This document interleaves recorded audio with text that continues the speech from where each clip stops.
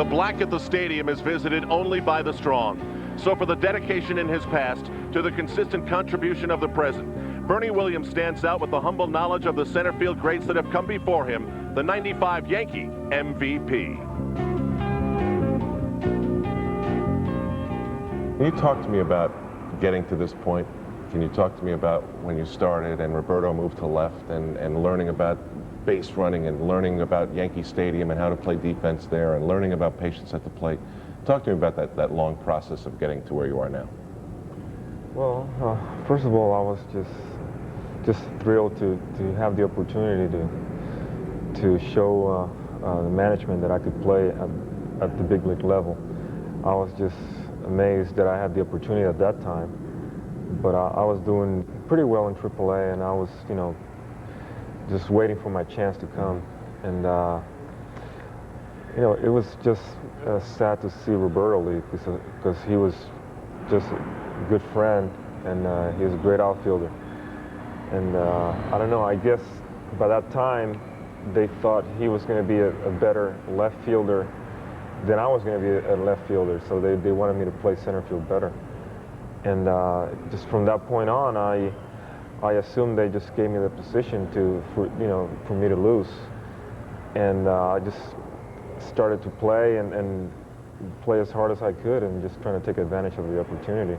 Is getting to all these balls in center field a really big turn on for you now at this point? Because you've got the confidence, you've done it so many times. Is it now one of the biggest challenges you face? I think so. I think I always take a lot of pride in my defense.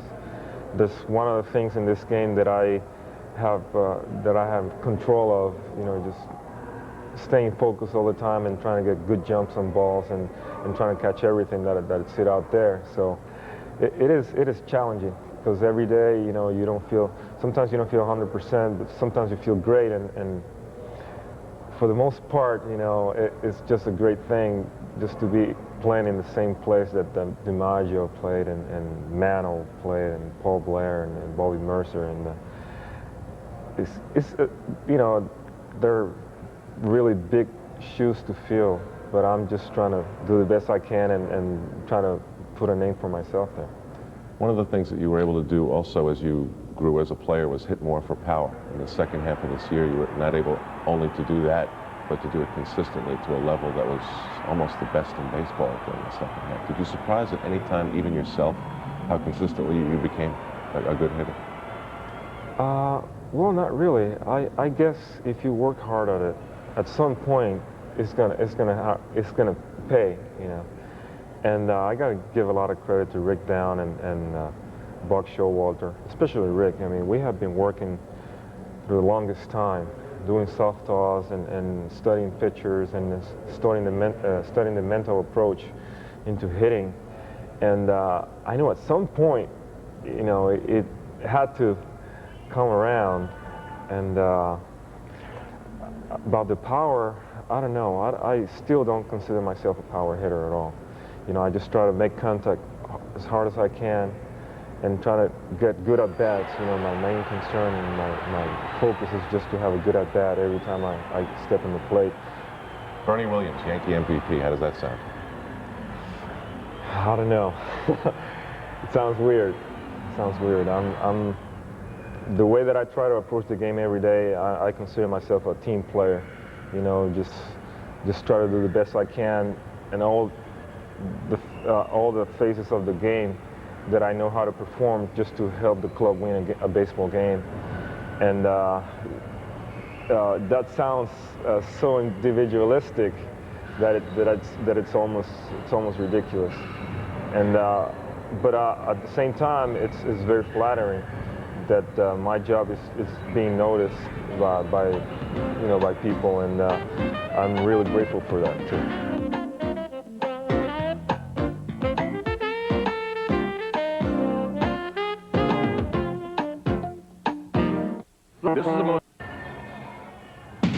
The feeling was ominous, and you could see it on every Yankee face. In a game they had to have, the team was down in the ninth inning. The ninth inning where they had never come back before.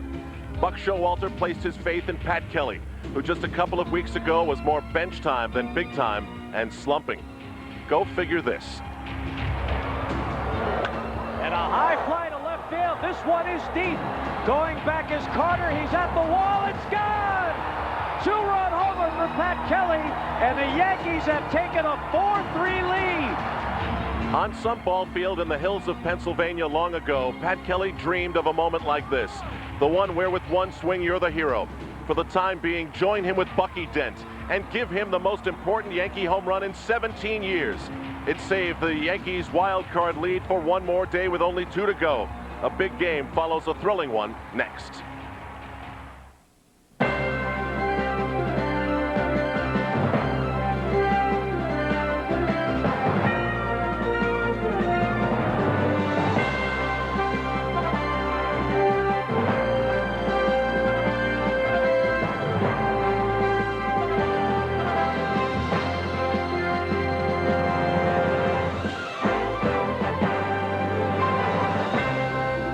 This is Yankees Wild Card Baseball on MSG.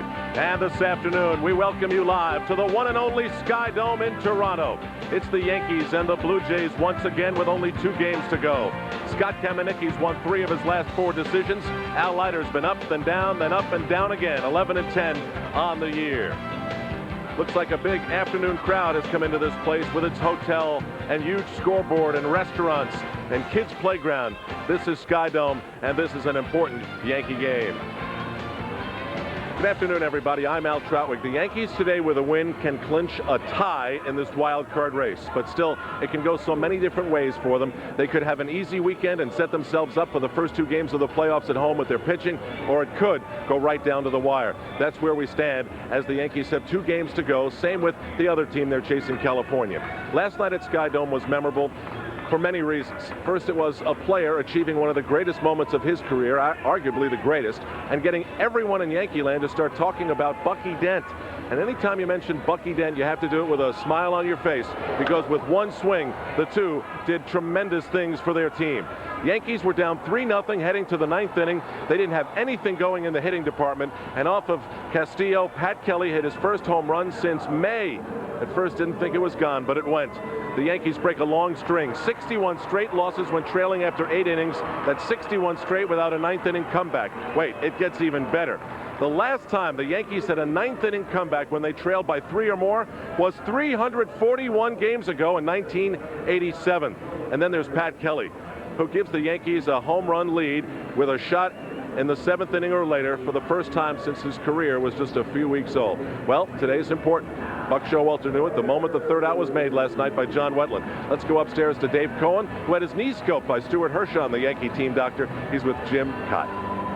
Thank you very much, Al. And it's down to this. 2 games to go. The Yankees with a 1-game lead. If they win them both, they control their own destiny. Here's the Yankee lead over California. Yankees have never swept a series here at the Sky Dome, but 2 more wins and they will have it. The Yankees will pitch Scott Kamenicki today, and if needed tomorrow, David Cone would get the call. Well, there's a lot of possibilities there, Dave, because if the Yankees are a tie going into tomorrow, I think you'll see David Cone replaced, and he'll be held over till Monday with the possibility of a playoff game with the California Angels. So there are so many possibilities right now in that a wild card race, but it's an exciting time to be a baseball fan and a baseball player. Like Pat Kelly last night, everyone will forget about what your season was like, good or bad, and you have a chance to be a hero this weekend. And of course, Scott Kamenicki's in that position today. Yeah, certainly. Scott has had an up and down year, long stint on the disabled list, but here he is in his last start against Detroit. His last 3 have been solid. That was an 8-inning effort against the Tigers as he strike out Cecil Fielder,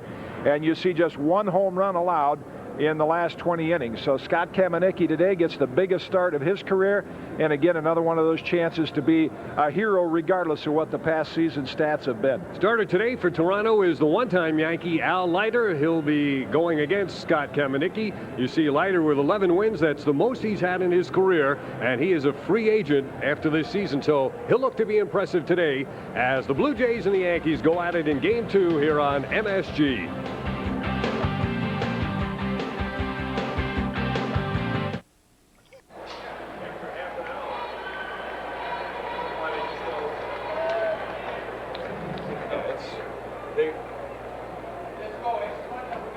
You got your thoughts for what you want.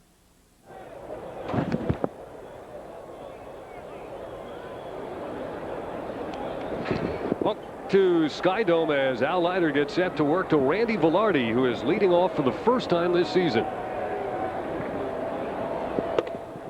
Behind the plate today is Chuck Merriweather. The dome is obviously open. It's a beautiful day here in Toronto, and the Blue Jays actually fare much better when the dome is closed. Randy Velarde, the man who hit that potential double play ball last night that Alex Gonzalez booted at shortstop in that Yankee 4-run rally in the 9th inning. Off the glove of Sandy Martinez.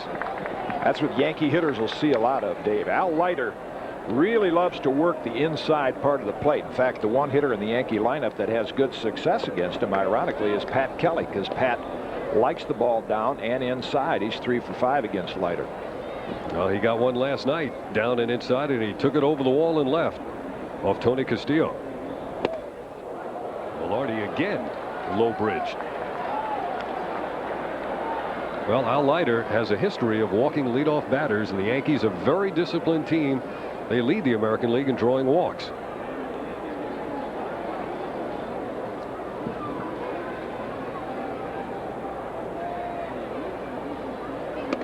And just like that, the Yankees get a leadoff walk as Randy Velarde trots down to first. And here's a look at Al Leiter's numbers to this point, making his 28th appearance of the year. 11 wins, again his career high. He does walk a few, 103 this season, and the opponent's hitting at .240 against Al Leiter. Yeah, that's the key, that base on balls number. 103 walks in 175 innings. Now Bernie Williams, 2 hits last night. Velarde, 5 steals on the season. John Olerud is at first.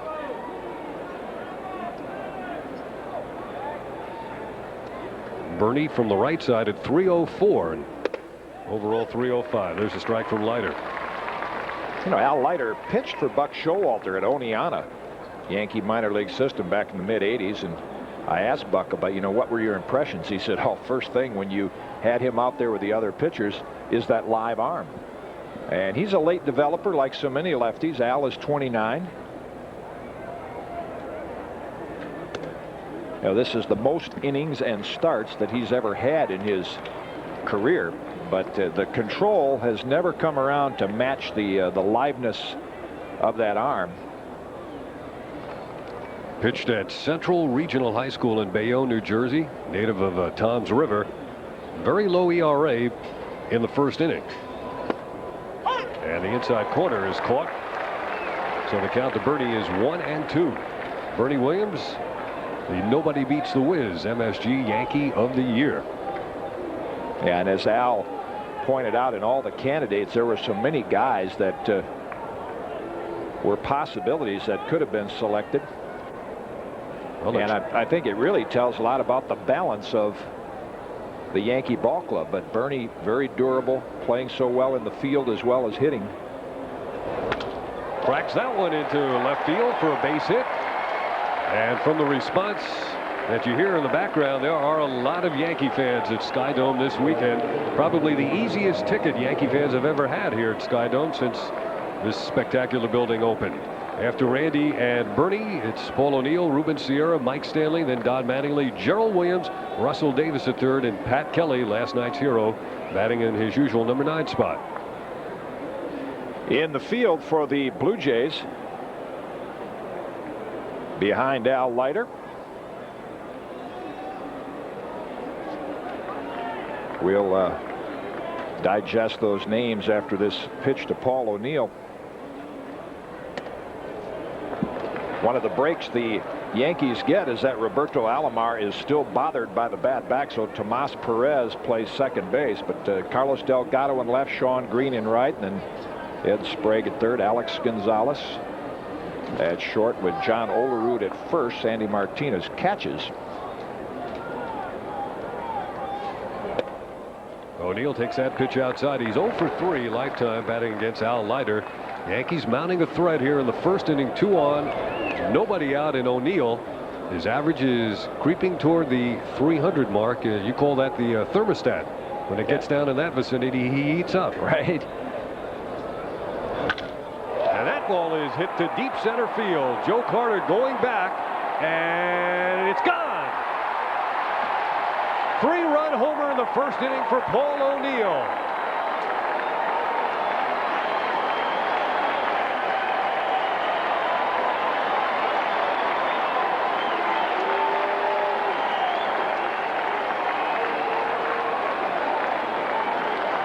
'96 runs batted in.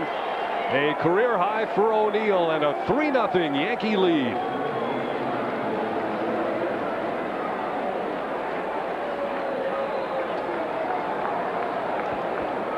The thermostat kicked in. Right on target. Ruben Sierra now takes a strike. And what Paul O'Neill has done so well during the year, first inning home runs and 3-run homers, none at a bigger time. You mentioned the dome open, and it gives you an idea how the ball carries. I mean, Joe Carter thought he had that ball measured. It drifted and drifted, and it is a good hitter's day when the dome is open, right over the 400-foot mark. And of course, Dave, the center fielder that tracked that home run down is another change in the Blue Jays alignment. Joe Carter, with the injury to Von White, now playing a lot of center field. That is not his strongest spot. Still a very capable outfielder. Well, I was watching batting practice just to see how the ball was carrying. Bernie Williams hit one off the restaurant in center field, straightaway center field. He hit one off the clock in deep left center field, and there were balls flying out of here in batting practice. Mike Stanley takes one high and tight. Yeah, that's never an indication as to how a hitter can hit, you know, if he has it, but it does show you how the ball is carrying, and I think we've seen that here in inning number 1. 3-0 Yankees. Leiter falling behind Mike Stanley now. 2 balls and no strikes. With the Sky Dome open, the opposition has hit 49 home runs now. With it closed, only 28. Last night it was open when Kelly hit his home run.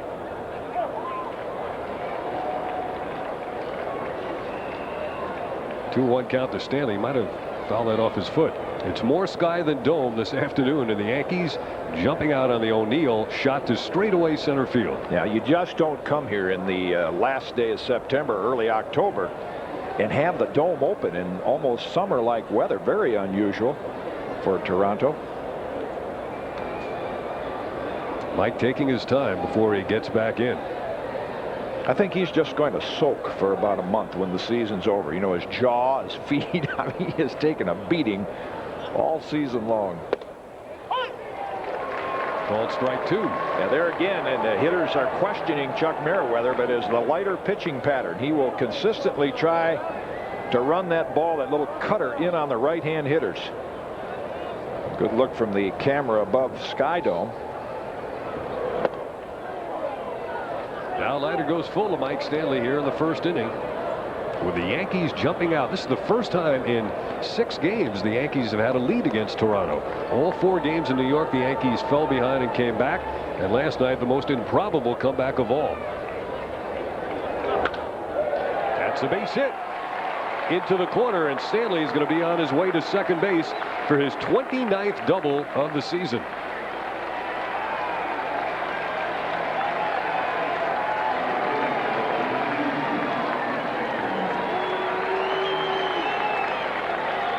Well, the preparation paying off again. Leiter tries to get inside on Mike Stanley. Can't do it. The preparation being Rick down. All the advance reports. Yankees know exactly what Leiter's pitching pattern has been. And Mike was ready for that inside pitch. Going back to the Yankees having that lead, and in talking with Tony Cloninger and some of the coaches, and Al Trautwig touched on it in the Yankee scorecard, is that, you know, drop fly balls and a little break here and there have provided some runs and wins for the Yankees, but the lineup hasn't really busted out maybe since the Boston series in Yankee Stadium, where they put up double figures. And so I think that's what Buck is hoping for in these 2 days. Would certainly make it easier for his pitching staff, is a little bust out from that lineup. And Mike Stanley, a good indication. He was 0 for 11 before that double. And on the road trip, O'Neill and Sierra. Well, O'Neill was 3 for 13 before the home run. Sierra also now 3 for 14. Don Mattingly, even in batting practice, hit a number of long balls. 3-0 Yankees here in the top of the first inning. 1 out, and Stanley's at second base.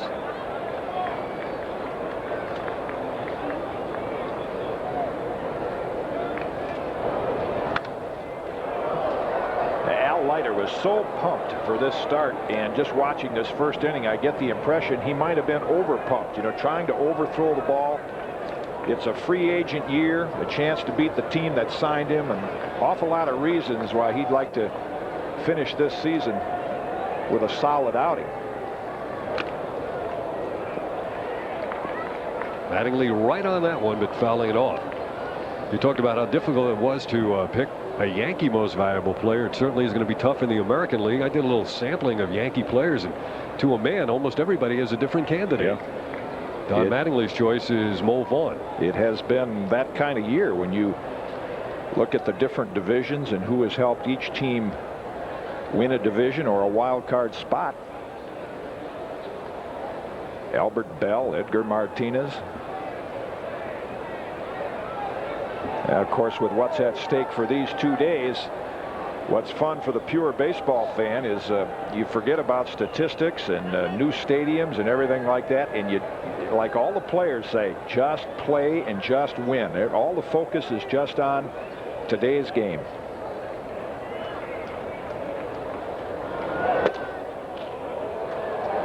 Leiter thought he might have gotten a strike there against Mattingly. He's mumbling to himself. Sandy Martinez must have some aluminum foil now. Listen to that. Man, is that glove popping? That's an old trick, huh? Yeah.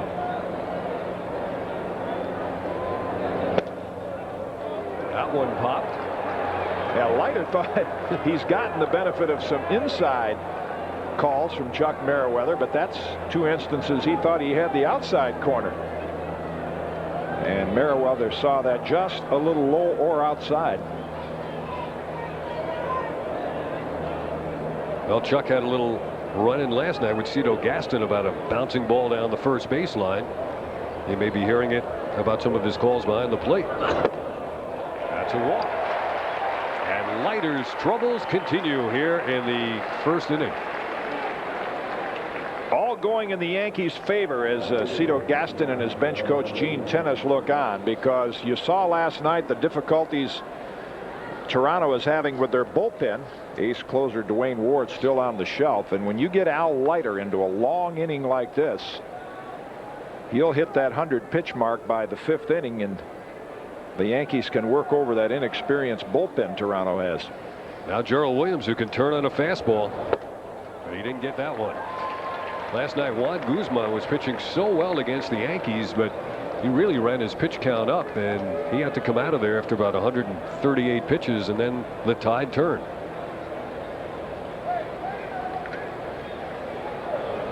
Still only 1 out here in the first. Base hit. Can Stanley turn third and come home? He's being held up. Bases loaded for the Yankees with 1 out, 3 runs already in. And Russell Davis, the next hitter, due up for New York. Another inside pitch, and another right-hand hitter turns on it just out of the reach of Ed Sprague, and a great opportunity right here for the Yankees to open it up, because if they have a hitter in their lineup that has excellent power, you see Willie Randolph waving Stanley around and then holding him up after he reads the throw from Delgado. This is a nice matchup for Russ Davis. He's got a quick, compact swing, and he likes the ball inside.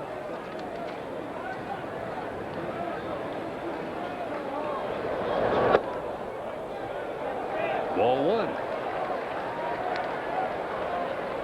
Russ Davis, of all the people in the Yankee lineup today, has had the longest stretch between home runs. His last one was back in July. A 3-run shot off Chris Haney.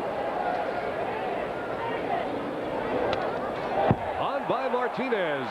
Stanley with a hesitation coming down the line scores. He got about halfway, stopped, and then kept coming. 4-0 Yankees.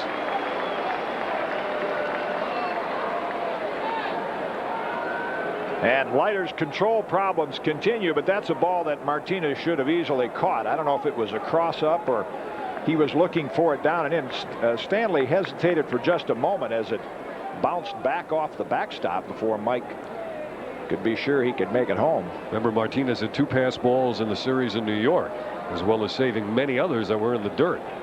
4 runs in, second and third, 1 out.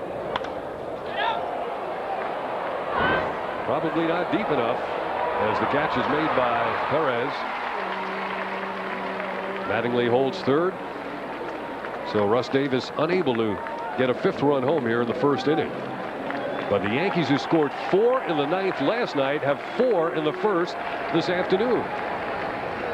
You know, it's interesting, Dave, looking around the Sky Dome after Paul O'Neill hit his home run and now Pat Kelly steps in, is the applause. You see the fans clapping. You know, there's a lot of Yankee fans here in Toronto.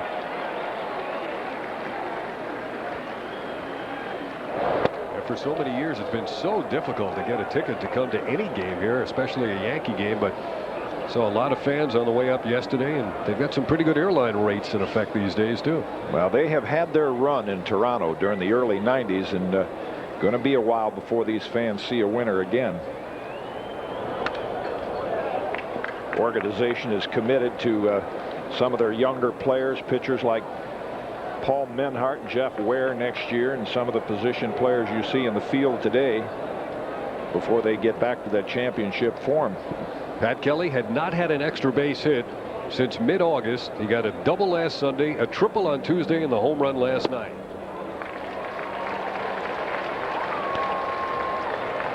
It's been a tough year for Pat with the hand injury and coming off the disabled list, and for a long stretch losing his second base job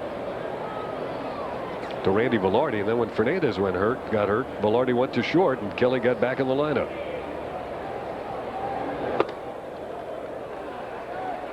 Two and two with 2 outs and 2 on, and the Yankees have scored 4 times in the top of the first.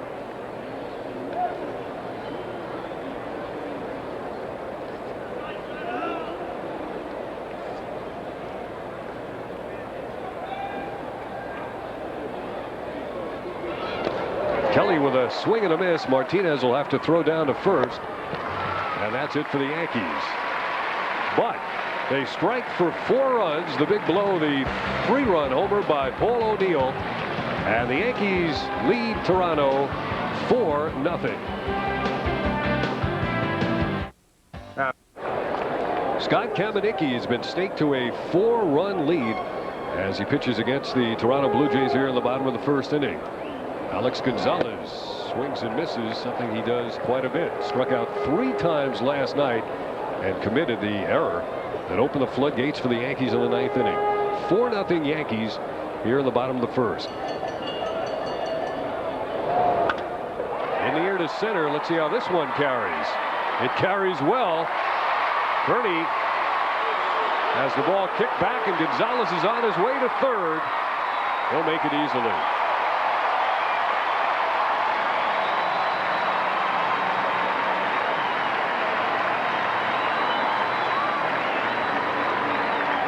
Quick conversation between the Williams and the outfield to discuss these conditions.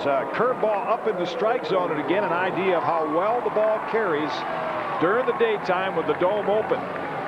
Caroms over Bernie's head, and because of that, Gonzalez can make third base easily. Such a good start for Scott Kamenicki with the first 2 pitches, and then hung the curveball on 0-2. Always Scott's toughest inning, inning number 1. So Scott will work from the windup with a runner on third as he pitches down to Paul Molitor. 0-1 to Molitor, who recently went over the 500 mark in career doubles, now up to 501. A man who would like to stick around to pick up 3,000 base hits. Ball and a strike to Molitor. Nobody out. Toronto with a runner at third. Scott Kamenicki has made 1 relief appearance. Overall, he's 6-6.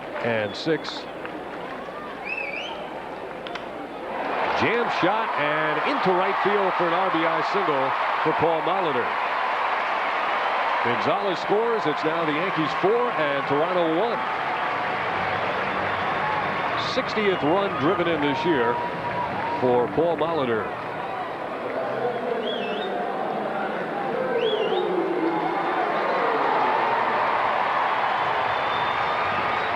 So you've seen Gonzalez triple and Molitor single, and now here's the number 3 man, Joe Carter.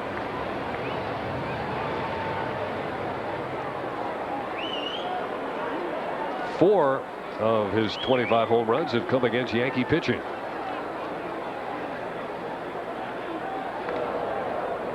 Molitor still got that string of stolen bases going. Does not steal as often, but at age 39 picks his spots. Perfect 12-0 this season.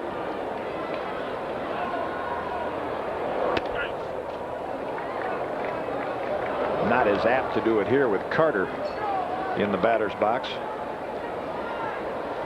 Good bet that Paul Molitor might be playing somewhere else next season.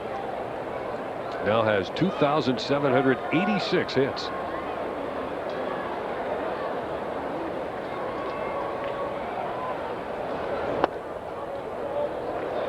Mentioned Scott Kamenicki's first inning problems, and Scott knows the importance of this ball game, and he knows the importance of this inning, and I'm sure going through his mind right now is this is like his 9th inning. You get a 4-run lead, and you see the graphic. It's high ERA in the first inning. You know, you get a nice 4-run lead, and what you really want to do, that's Ted Hendry's call at first base saying Carter did go around, is get out there and shut the opposition down, especially in a game of this magnitude. And with the Blue Jays just finishing out the season, you take a little of their determination away from them in a game like this.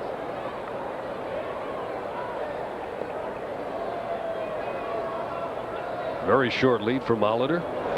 And Carter hits a high drive to short left. Gerald Williams in fair territory makes the catch. Yeah, that's one Scott Kamenicki is happy to get back. If you count the distance up and down on that one, it went a long way, but it was only to short left. So you've seen Gonzalez, Molitor, and Carter hit the rest of the Blue Jay batting order. Olerud, Sprague, Sean Green, Carlos Delgado, Sandy Martinez, and Tomas Perez. That was one of those inside pitches that Carter just got under. Dangerous zone to pitch him. Olerud has hiked his batting average in the second half of the season to a very respectable 290, but has not produced in the RBI department, only has 8 home runs.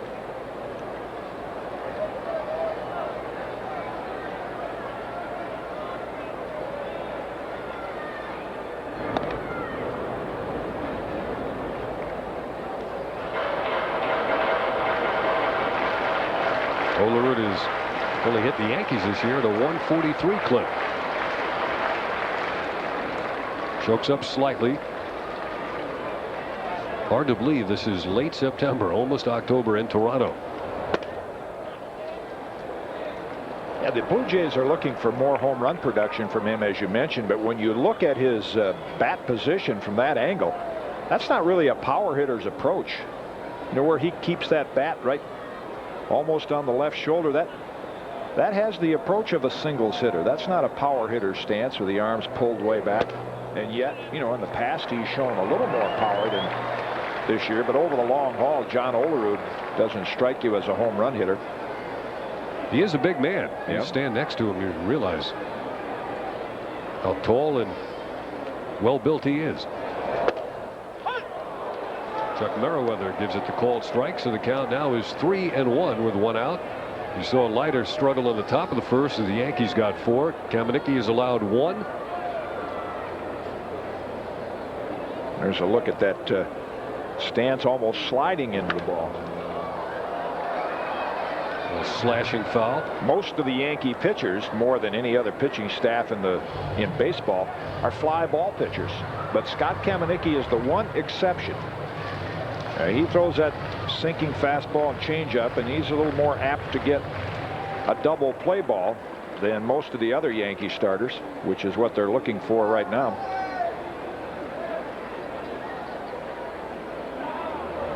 And Kamenicki lost him badly on a 3-2 pitch.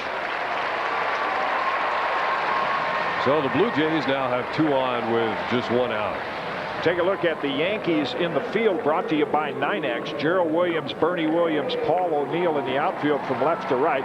Randy Velarde is at shortstop today with Pat Kelly, last night's hero, at second. Mattingly as usual at first. Mike Stanley behind the plate.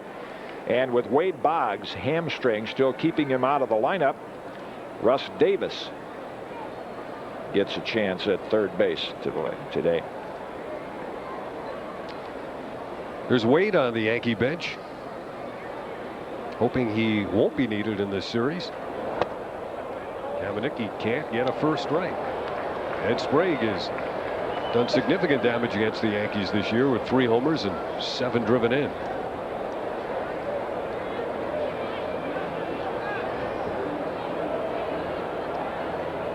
Molitor at second, Olerud at first. The breaking pitch for a strike.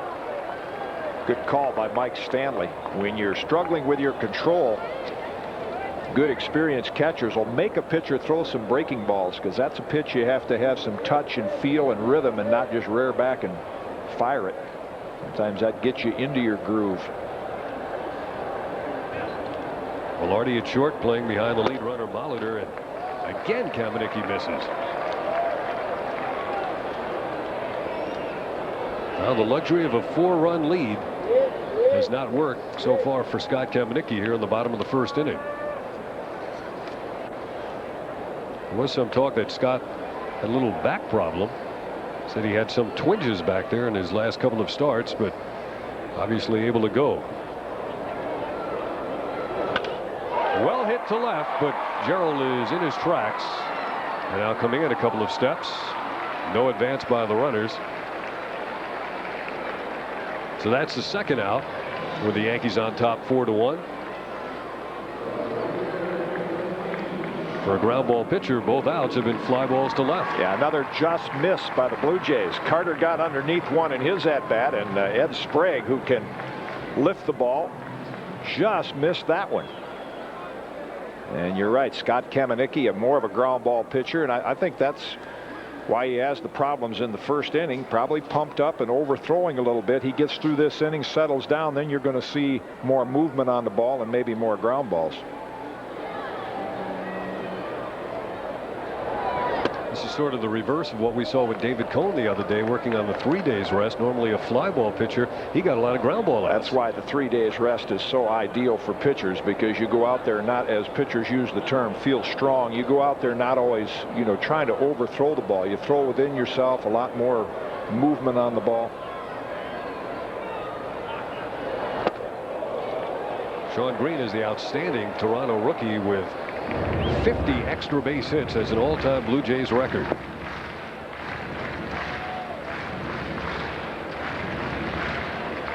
Very good defensive outfielder as well. 2 on, 2 out. The Yankees leading 4-1 here in the bottom of the first.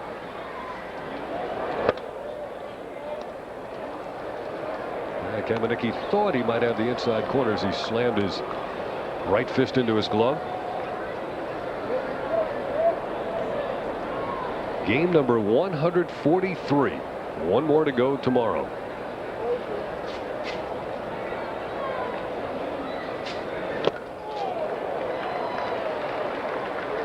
Well, he's picked up 2 strikes in that location against Shawn Green. Another thing, Buck Showalter with his bullpen well rested in this 4-1 lead. He will start looking at the 3rd inning as if it's the 6th or 7th inning in a normal game during the regular season, to really try to nail this down, put a lot more pressure on the Angels, who played tonight in Anaheim.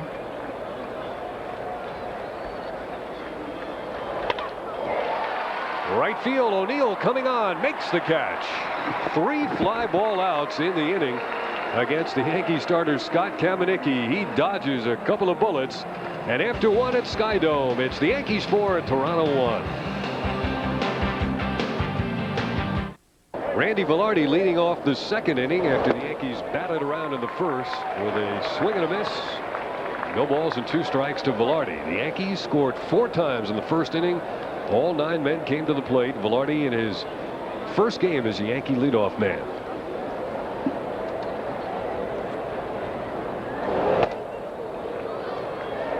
Al Leiter. A lot of pop on that one. And Velarde's got a fan club in nearby Buffalo. Well, he's got fan clubs all around Yankee land because of his value to this ball club. This one's going to carry out a play down the right field line. Value, versatility, Velarde. Yeah, that's why when you go into a short series, you can have a few things break your way and have a hot pitcher and win, but it takes performances like Randy Velarde gave this team at shortstop the last few weeks to accomplish something over a long haul. You know, with Fernandez out with a knee injury, he stepped in at short for, I think, a good solid 2.5 weeks and played it as well as you can. Then he moves over to third, goes to left, and you mentioned today is the first time he has been in the leadoff spot. Where would they be without him? That happened to him twice in his first at bat, and now he goes to first base, hit by the pitch. It is the lighter pitching style, and why?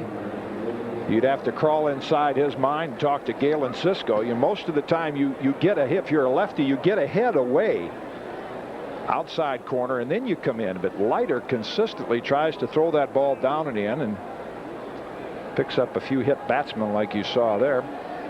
Really enjoyed the pregame show that Al had with all the candidates for the Yankee MVP, and you saw Velarde making all his great catches. There's another pitch to Bernie in similar spot. Well, in Al's previous start back in May, when he had the Yankees, that was that game when Bernie Williams hit a 2-run homer in the 11th inning. He had an early lead and looked like he was going to coast, and he did the same thing. They had to lift him after 5 innings with a 4-2 lead. Had already thrown 120 pitches, 4 walks, and it's the same type of performance today so far. Bernie Williams singled in the first inning. The Yankees got 4, 3 of them coming on a Paul O'Neill home run. Nobody out here in the second with Velarde at first. 4-1 Yankees.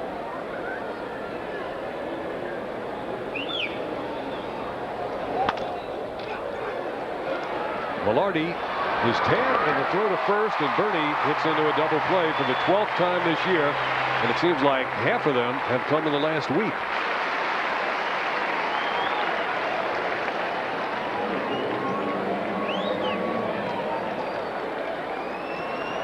In on the hands, and a good play by Tomas Perez. But see right there, Randy Velarde, he's going to smack the turf after that, because if he could do it over again, he'd just run right into the second baseman. You give him room to field it.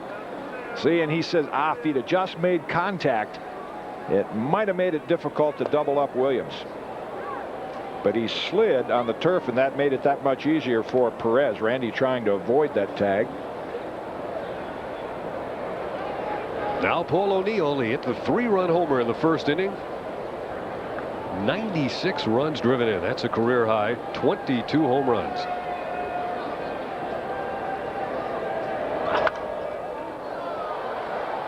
Let's turn the clock back just 1 inning and look at this first inning blast off the bat of Paul O'Neill. That's Paul's zone inside, and from that trot out of the box, he felt like he had enough of it. Carter drifted with it just over the 400-foot mark. Here's another one well hit to center field, but Carter's going to get hit to it, and last minute has to reach up and pull it down. So the Yankees go down in order here in the second inning. Middle of the second, it's 4-1 New York. Yankees 4, Toronto 1 is the Blue Jays bat in the bottom of the second inning. And listen to Jerry. Remember, Yankees Rewind coming up tonight at midnight, and then tomorrow at 7 p.m. Carlos Delgado mired in a slump. 0 for his last 23. Ooh. 11 o'clock tonight for Yankees Rewind.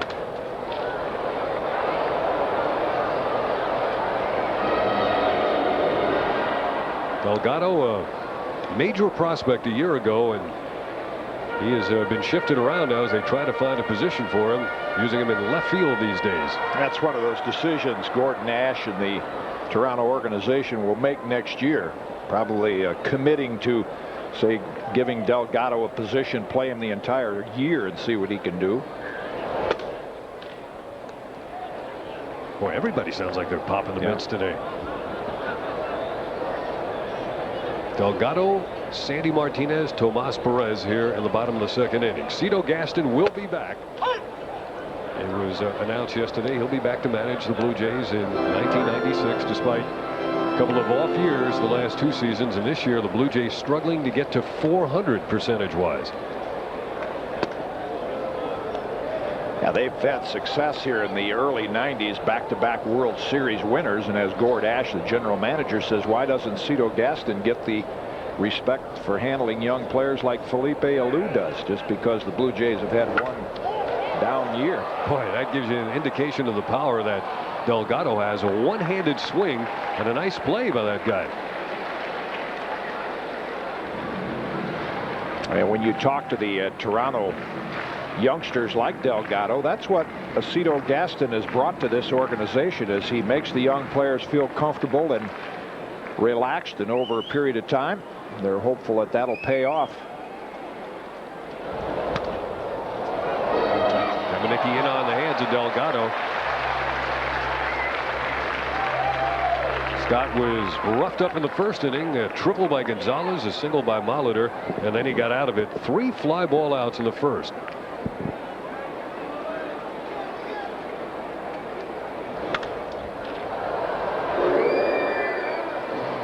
Souvenirs all around from Carlos.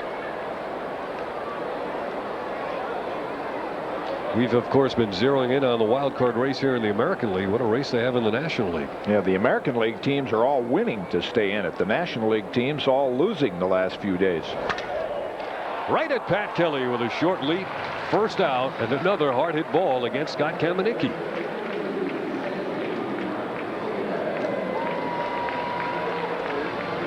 Hard hit, but out.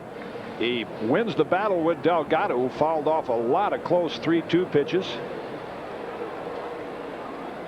Again, an indication that Scott is probably throwing rather hard, but not quite as much movement yet. All the outs in the air. Glove by Velarde with a 360 spin, the accurate throw to Mattingly, and that's 2 away.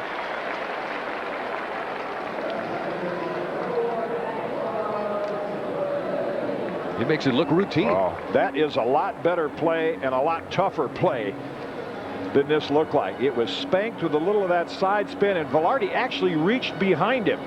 That ball skipping off the turf, and once he reached behind him and caught the ball, he knew he had plenty of time, collected himself, made the nice accurate throw. Top of the lineup again with Gonzalez now. You mentioned that wild card race, Dave, and I think again that's credit to the California Angels with the tough times they went through to bounce back and now win 3 games in a row to stay in this race. Especially last night after they see the Yankees losing, and pull out the win in the 9th, and they go out and win their ball game. Well, this time of the year is not about mechanics or season performance. It's nerves and heart and stomach and determination, and who can do that best this last week. Finally a ground ball, and Kelly is there. And Kamenicki sets the Blue Jays down in order here in the second inning. So after 2 at Sky Dome, it's the Yankees 4 and Toronto 1.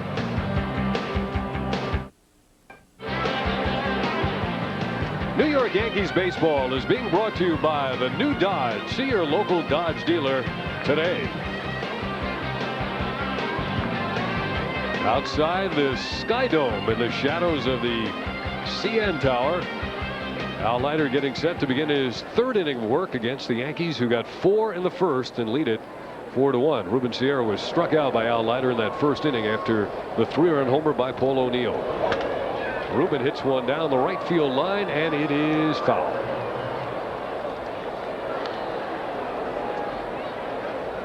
I'll get some new lumber. Got in on the hands of Ruben. Again, the matchup, when you look at Leiter's pitching style inside, should favor Sierra, because with that high leg kick, he pulls away from home plate and can really hit the ball on the inside half better. But Leiter has that little cut fastball, almost like a hard slider, that he gets in on the hands of the righties.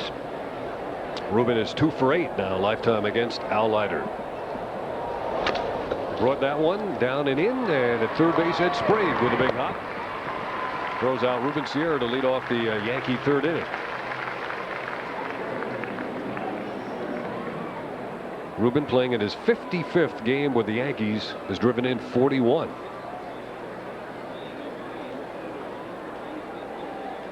One away, and Mike Stanley, the hitter. Mike doubled his first time up. Last night he came off the bench in that 9th inning and saw one pitch and hit a fly ball to right field for a sacrifice fly to get a run home.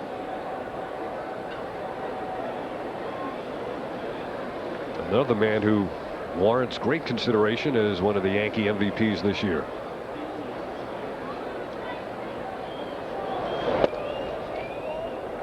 Well, Leiter pitching to his favorite spot, doesn't get the call there.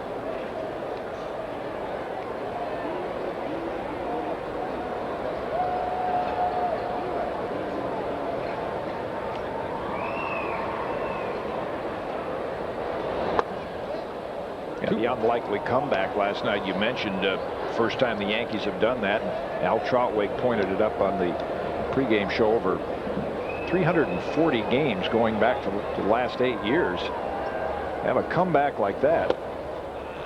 And then for California, who I'm sure was paying close attention to that game, and that had to be a little demoralizing for them, and then they came out and won the game. So the wild card race in the American League are the teams that are really getting it done, unlike the National, where they seem to be faltering a little, other than the Cubs. That's called a strike as Stanley started to stroll to first base, but Ted Hendry agreed that it was a swing.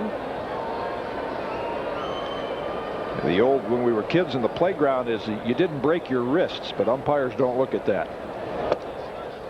Now it's ball 4. By the way, in that Angel victory last night, 9-6, a lot of ex-Yankees played pivotal roles in that game. Rex Hudler and J.T. Snow each had 4 hits. Stan Javier had 3 hits. That was a game that went 9 innings and lasted 1 minute under 4 hours. Longest 9-inning game in California Angel history. Going back to what Ted Hendry was looking at with Mike Stanley, was whether that barrel of the bat gets through the hitting area. That seems to be what the umpires look for. Don Mattingly drew a walk. First time up, and that's a strike. Yankees 4 and the Blue Jays 1. We're in the top of the third inning at Sky Dome.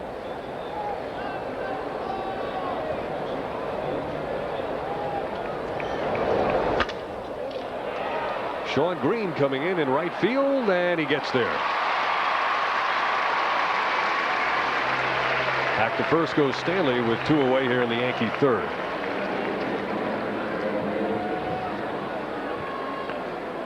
The live arm of Al Leiter, and that good late breaking cutter slider, and Mattingly got that right on the end of the bat.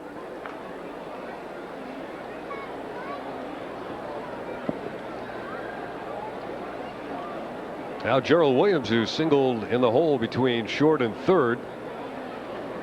That was back in the first inning.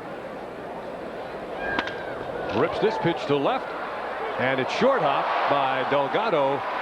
So Gerald Williams is 2 for 2, and Stanley didn't have any time to get past second base. That's how hard hit that ball was off the bat of Gerald Williams.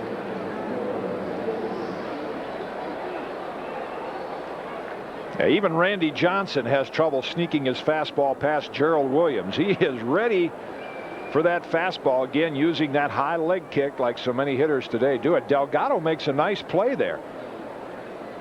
See him coming in and getting leather on it. I mean, on this AstroTurf, that ball can scoot by him easily, and you'd have seen Gerald Williams catch Mike Stanley about halfway between second and third. Russ Davis now with 2 on and 2 out. Davis, a fastball hitter, and might get to see a couple of those from Al Leiter. I mentioned that when the roof is open here at Sky Dome, the Blue Jays have had trouble winning. 123 wins and 122 losses. A little late on the swing.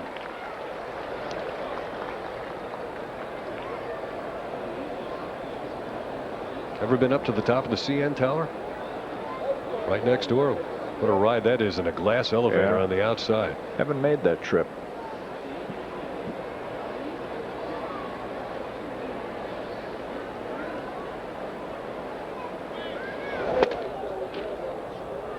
Two and one now. Al Leiter has had one easy inning. That was the second. There's that elevator ride. It really gets up there in a hurry. And when you're up at the top in the revolving restaurant, you can look right in on the action here.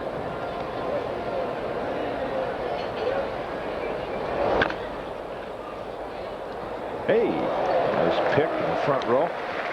Some fans made some great plays this year in the stadium. That was a barehanded pick. Off the AstroTurf, yeah.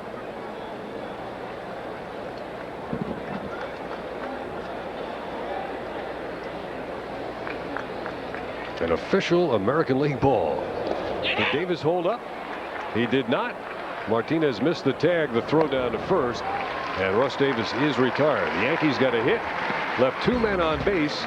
They're retired as we go to the bottom of the 3rd inning. It remains the Yankees 4, the Blue Jays 1.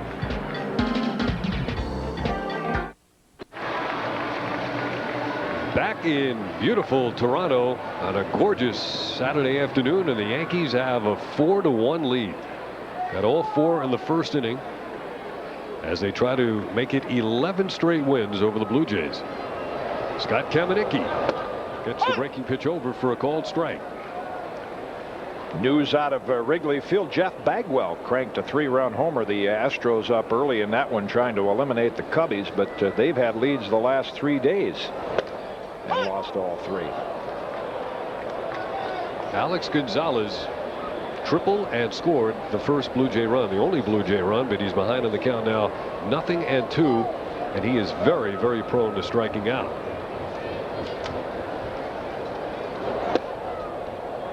That was close.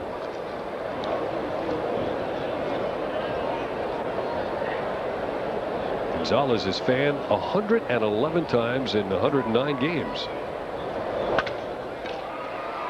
Randy Velarde eats it up at short, and as always, his throw is on the money.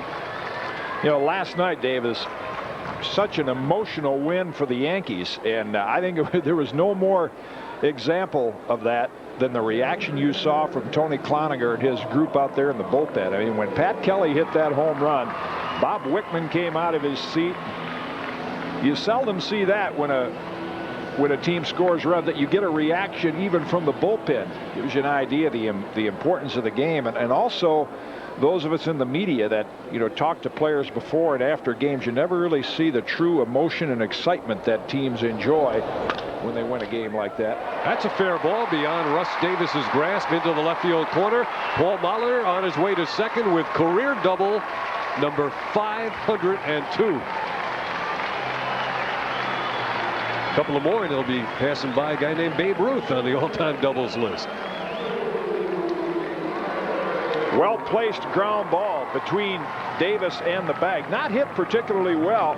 And even though it's a double for Molitor, I think Scott Kamieniecki, the yardstick for him, Davis with the outstretched glove can't get it. The yardstick, again, the first 4 outs of the game hit well in the air, line drives, but now the last 4 hitters have hit the ball on the ground, and that's when you know Kamieniecki is pitching his type of game, more ground balls.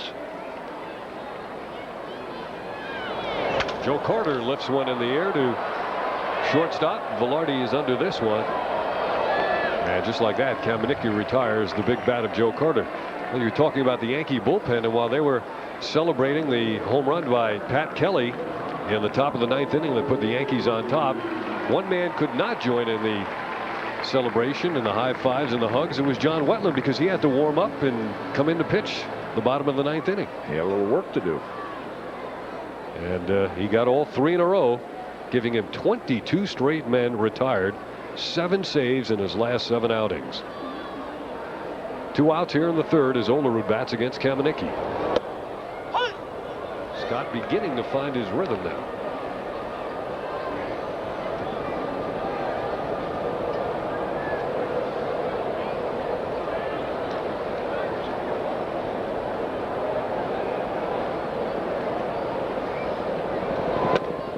That's all part of managing and knowing your players, and Buck Showalter has seen enough of Scott Kamenicki now that after the Yankees score 4 in the 1st and he goes out in the 1st inning and struggles a little, you don't run to the phone, get the bullpen out or up, or run out to the mound and start to panic, because Kamenicki has shown him that he might have a rough 1st inning, then he settles in.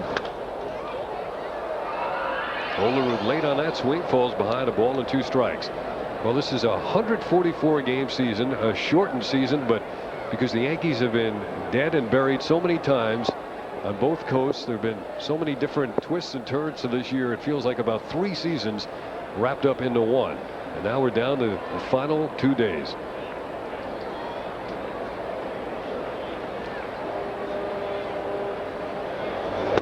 Good location and a big strikeout for Scott Kamenicki as he gets Olerud swinging to end the 3rd inning. 3 in the books at Sky Dome. The Yankees leading Toronto 4-1. No one leaves till we solve this one. Return the page. Return the page. We welcome you back to Sky Dome. The Yankees hanging on to their destiny, spotting Scott Kamenicki to a 4-0 lead in the 1st. Al Trautwig with Jim Kaat for the next 3, and it looks as though he's giving the Yankees a good sign in how he's settling in. Typical Kamenicki game of the last 3 starts. A little struggle in the 1st inning, and then now more ground ball outs. Here's last night's hero, Pat Kelly. It's strike 1 from Al Leiter. Pat struck out his first time up for the 63rd time this season.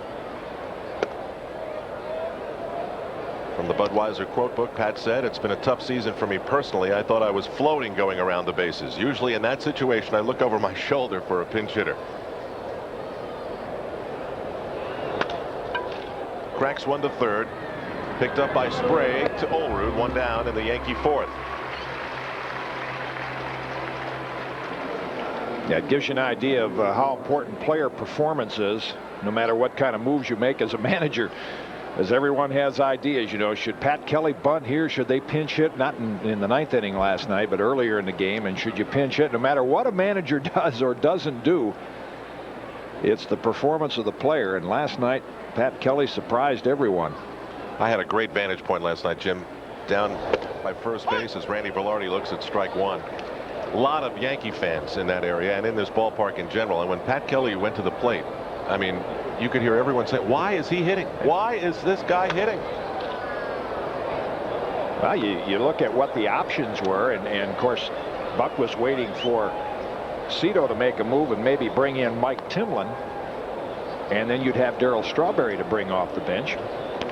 Cito never made that move. Didn't make that move, and a lot of times in a game like that, not that Pat is a seasoned veteran, but he does play every day. He's in the flow of the game. And Randy Velarde goes down swinging. The strikeout for Al Leiter is his 4th of the game so far. You know, and that's better oftentimes than bringing someone cold off the bench, especially an inexperienced hitter. And of course, Wade Boggs was there from the left side to maybe swing the bat, but it appears that he's not going to see any action in these 2 games. And I think if Cito knew the reputation that Mike Timlin had in the minds of Yankee hitters like Boggs and elsewhere in the clubhouse, he might have made that move. Oh, he knows it. Cito knows that, but he's just not seen enough of it from Timlin. And the reputation Al's talking about is when you're around the batting cage, talk to American League hitters, when they face Mike Timlin, they don't know how he ever gives up a hit. This guy's got a great arm. But something happens between those lines that either the movement is not the same, and I think that's why manager Cito Gaston's lost a little confidence in it. Those situations. Bernie Williams sends a high fly ball into the seats. 1 ball and 1 strike. There's Mike Tinland, who had his memorable moment for the Blue Jays when he fielded Otis Nixon's bunt and tossed it to Joe Carter for the last out of the '92 World Series.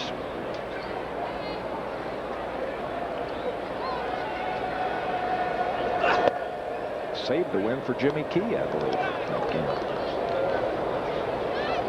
Bernie has singled, grounded into a double play.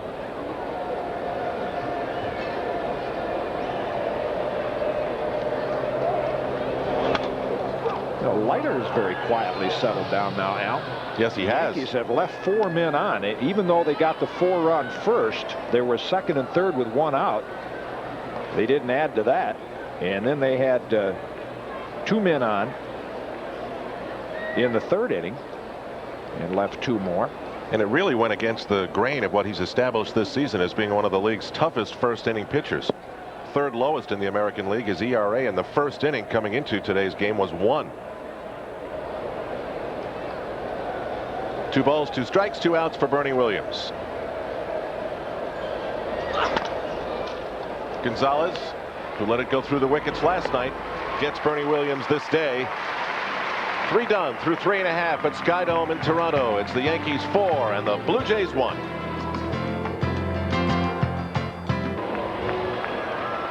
Back on MSG at Skydome in Toronto. Yankees 4, Blue Jays 1. Ed Sprague fly to left field his first time up, and he is Scott Kamenicki's first challenge in the bottom of the 4th. Kamenicki got a 1-2-3 second, a 4-batter 3rd. Sprague hitting .245. Some of these numbers, Jim, of the Blue Jays lately are as frightening as the Brewers were in Milwaukee. Russ Davis across to Mattingly. That's why the Yankees have had this great September. The Yankees 20-6. Yankees baseball is brought to you in part by Hoover, the #1 name in floor care. Nobody gets the dirt like Hoover. Nobody. It's an old post office in downtown Toronto. They're going to tear it down except for the facade and finally begin construction on the new home for the Toronto Raptors, who make their NBA debut this year in the NBA and in Toronto. They had to pay a $1 million penalty because they took so long in getting construction started. That was a pretty big topic here in Toronto, but nonetheless, they will have their new home soon. Hard shot to left field. Gerald Williams seems to have a beat on it, and he pulls it down. Sean Green is retired, 2 away. Well, Jim, I've been waiting. You know, ballparks have been built with character now in recent years. It looks as though they're going to finally build an indoor arena with some character. They're going to keep that front on it. Nice old-time look like the Orioles did with Camden Yards. So Sean Green was retired by Gerald Williams. That brings up Carlos Delgado. Delgado hitless in his last 24 at-bats. Strike. Was a tough decision for the nobody beats the Wiz. Yes. MSG MVP, no doubt about it. Gives you an idea of the balance on the Yankee team. When Paul O'Neill hit that home run in the 1st inning, I said, can we talk about that a little bit more? And then you have Wetland coming on the way he has in September. It's the age-old argument about, you know, a pitcher being the most valuable player because he doesn't play every day, and you have to separate the awards to satisfy the hitters, but there's no question when you look at who wins how important a short reliever is. Wild swing by Delgado. They are your most valuable. I think Cito would say when he looked at last night's game, no Tom Hinkie, no Dwayne Ward. They're the guys that determine whether you win or lose. The starters tell you how far you're going to go. They get things started, how far you'll go in the season success-wise, but you got to have that closer to polish it off. Hard shot. That'll be a single to right. O'Neill plays it on 2 hops off the artificial surface into Mattingly. A 2-out single here by Carlos Delgado, breaking his 0 for 23. Make it 0 for 24. He was 1 at bat worse. Yes, left it over the inside part of the plate. And nice quick compact swing that time by Delgado. To the Jays catcher, Sandy Martinez. Delgado checks in with Mattingly.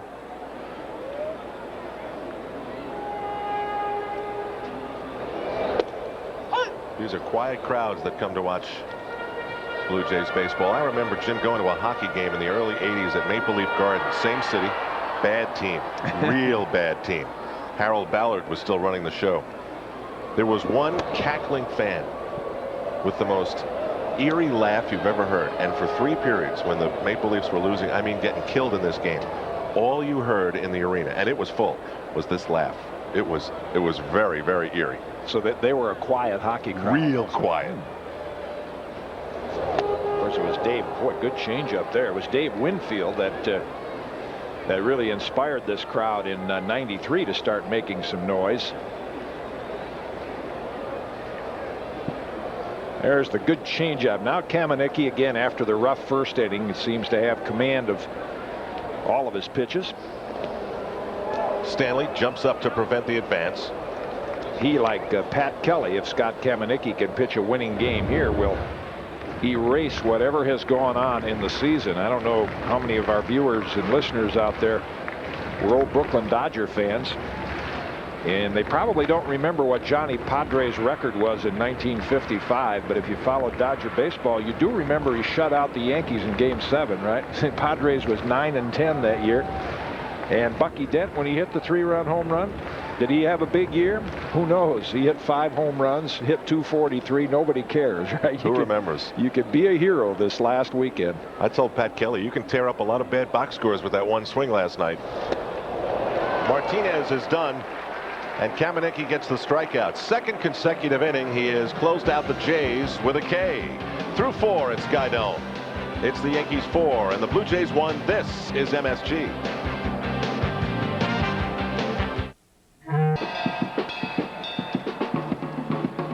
Yankees baseball with a beat you can dance to. Brought to you in part by your Tri-State Quality Ford dealers. See your Ford dealer and see for yourself. Metallically covered fiberglass. 2 sculptures, 1 on each side. The Fan. And they are part of the character of the exterior of Sky Dome as Paul O'Neill faces Al Leiter beginning the 5th inning. O'Neill with the big 3-run home run back in the 1st inning that gave the Yankees 3 of their first 4-inning runs.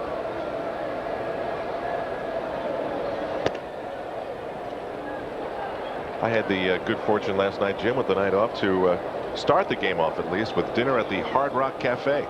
It's a pretty good deal. Game starts, everybody in the place pays $3. If you've got the seat overlooking the field, it's $28 a person, but they take 23 of the 28 and deduct it from the food and beverage part of the bill. So you can have that front row seat right there for $5 right there if you eat enough. And it was worth it.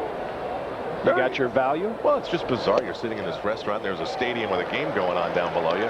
O'Neill with the leadoff walk. That's been something not going Al Leiter's way this season. The leadoff walks. Looks as though they could turn the AC up a little bit over there at the Hard Rock. No air conditioning in this summer-like weather. Either that or there's no relief for a Yankee fan in this wild card race. Yankees have taken 10 of 11 this season from the struggling Blue Jays. Smallest, quietest crowd I've ever seen at Sky Dome.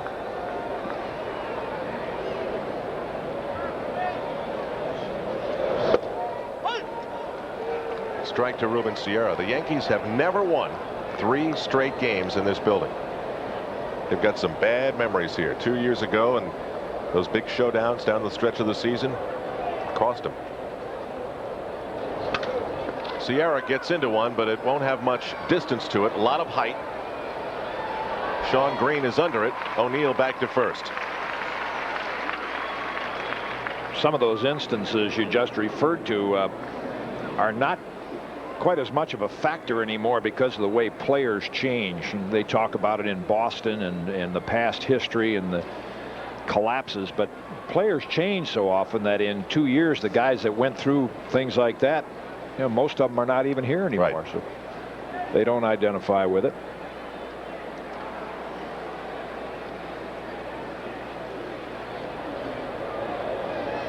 Mike Stanley.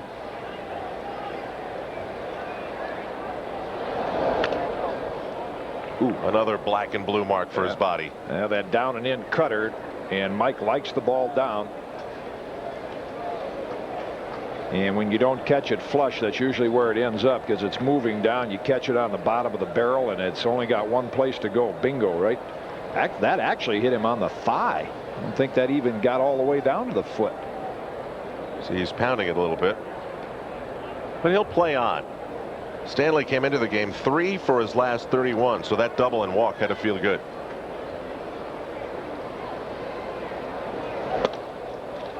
Little high. You know, if you're home playing manager and you wonder what's going through Buck Showalter's mind right now, middle of this game, he's got a well-rested bullpen. And the one plus for Buck and the Yankees is California does not play till tonight, so you're not caught. How the Angels doing? How's that game coming? You just play. Hard shot off the glove at third of Ed Sprague. Looked like Sprague was going to pull it in. He was in perfect position. Got the glove up. But it's another glancing blow that the Blue Jays have to absorb. Yeah, another example of the Yankees have played good baseball, yes, and also in September things have seemed to bounce right for them. Last night the Gonzalez error and a ball that's right at Sprague that he normally would put away. But again, talking about Buck and his possibilities, after this game the Yankees win and they're in position to finish no worse than a tie. David Cone will not start tomorrow afternoon's game. He'll be held off back in case there's a playoff game on Monday.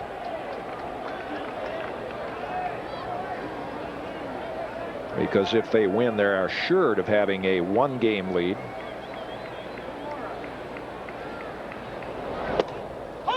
That was a question that Buck posed to all hypothetical managers, those that walked around and said, you know, what would you do? And, you know, he's got a game in hand. So you have to look at the big picture and say, yes, they want to get there, but with a one-game lead, Sterling Hitchcock and the bullpen get it done on Sunday. They have Cone rested for game 1, or if necessary, a playoff game on Monday.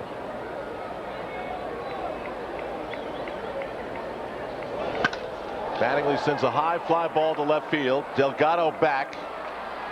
Runners not tagging, and both have to get back. 2 outs in the Yankee 5th.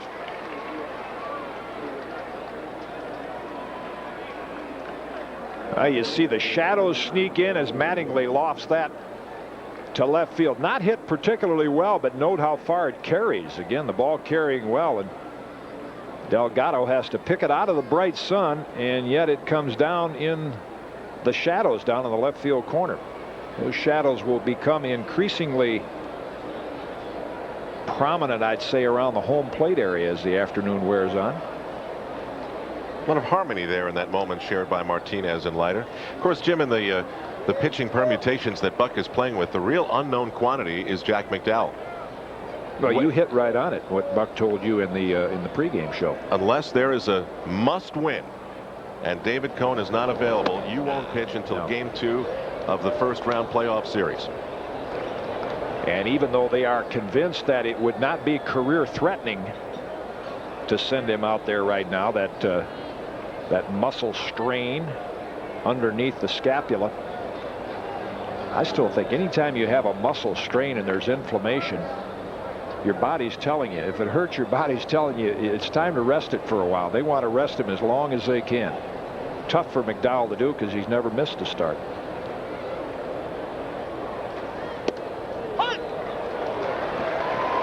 Gerald Williams pulled his belly back, but it's called a strike by Merriweather. Yankees lead it 4-1 on 5 hits. They have 2 on with 2 outs. This inside strike has been called consistently today. And that moved back across the corner. Gerald 2 for 2 with 2 hard shot singles.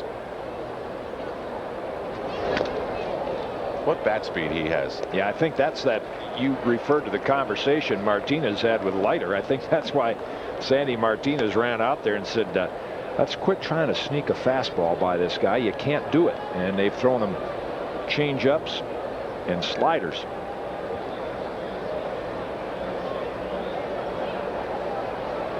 O'Neill with the leadoff walk. Stanley with a single. 2 hits today. Gerald Williams sends one high above center fielder.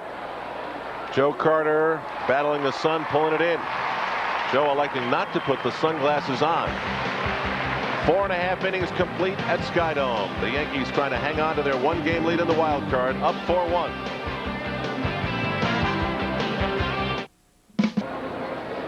This copyrighted telecast is authorized under rights granted by the New York Yankees solely for the private non-commercial use of our audience.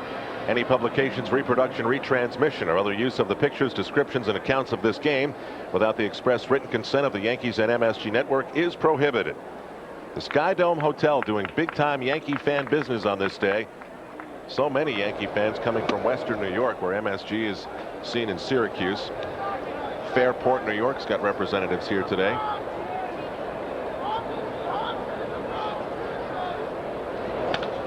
Even without what's at stake, this has always been a popular spot for Yankee fans to come to, and just always seems that these series have been meaningful, going back to when the Blue Jays clinched their first division. Just married with the curtains open. Tomas Perez looks at that breaking ball low. 2 balls and a strike. Perez getting another start at second base in the absence of Roberto Alomar. I spoke to one Toronto coach today, Jim, and I said, against a righty, why isn't Alomar in the game? We had heard about the problems of not facing lefties because he couldn't swing from the right side of the plate. He said, look at the stat sheet. Yeah, and Roberto Alomar is right at 300. I mean, that's a rough tack to take on a player, but yeah, you'd like to think that's not the case, that he would want to play because of what's at stake for, for the league, for the good of baseball. But the Blue Jays and Cito Gaston, they have a perfect out with the back, because don't want to do anything to jeopardize his career, and he hasn't been playing. He's rested 8 of the last 14, so legitimately they say that. But yet, if he's been swinging against a lefty, you look at that 300 average. That's just foul. Blue Jays are going to argue this. Well, what kind of Durwood stuck his hands up in the air, but I never saw him go one way or the other. So just by that much. It's called foul, and Perez will come back.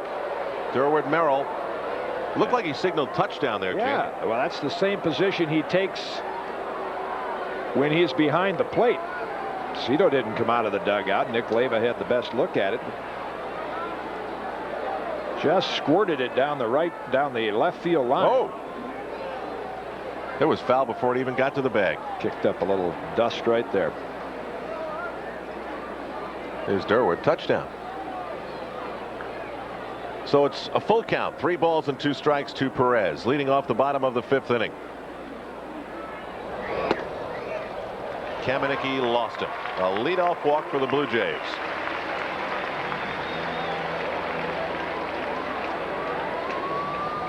From the rooftop, some people trying to steal a couple of extra sailing days, and it's not a bad day to do it. Light breeze, temperatures near 70, clear skies. Yeah, you figure one of the last days like that they will get here. Well, that's cause for a little stirring on the Yankee bench, walking the number 9 hitter to lead off the inning. Alex Gonzalez now the hitter. He tripled to lead off the game for Toronto back in the 1st.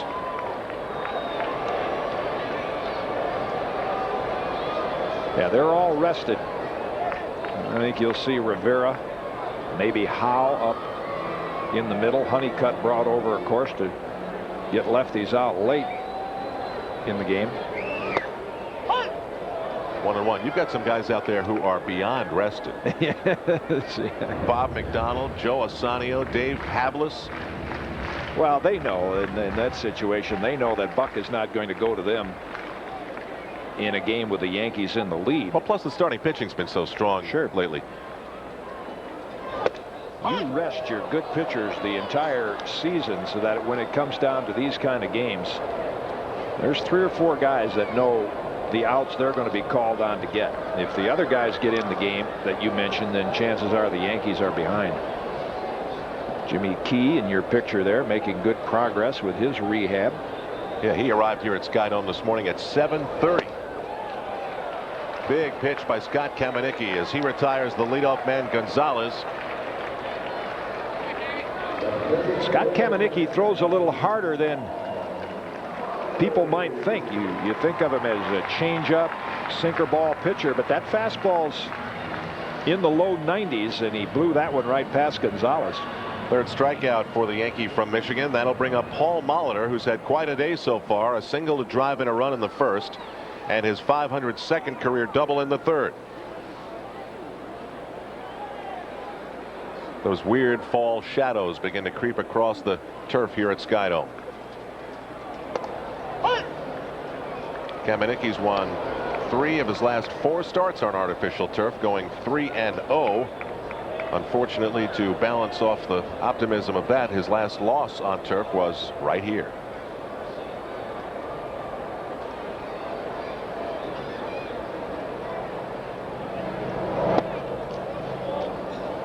One ball, 1 strike, 1 out.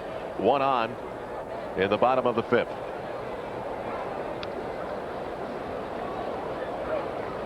Yankees obviously don't think that Molitor will pull the ball off Kamieniecki. They really shade him the other way.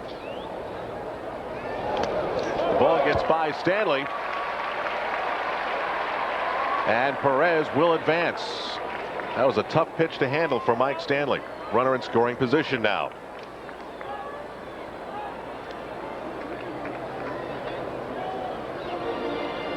Yeah, it looked like Scott just hung on to that ball a little too long. The way it came out of his hand looked like it was going to be a changeup, and he just held on to it a little long and stuck it right in the ground.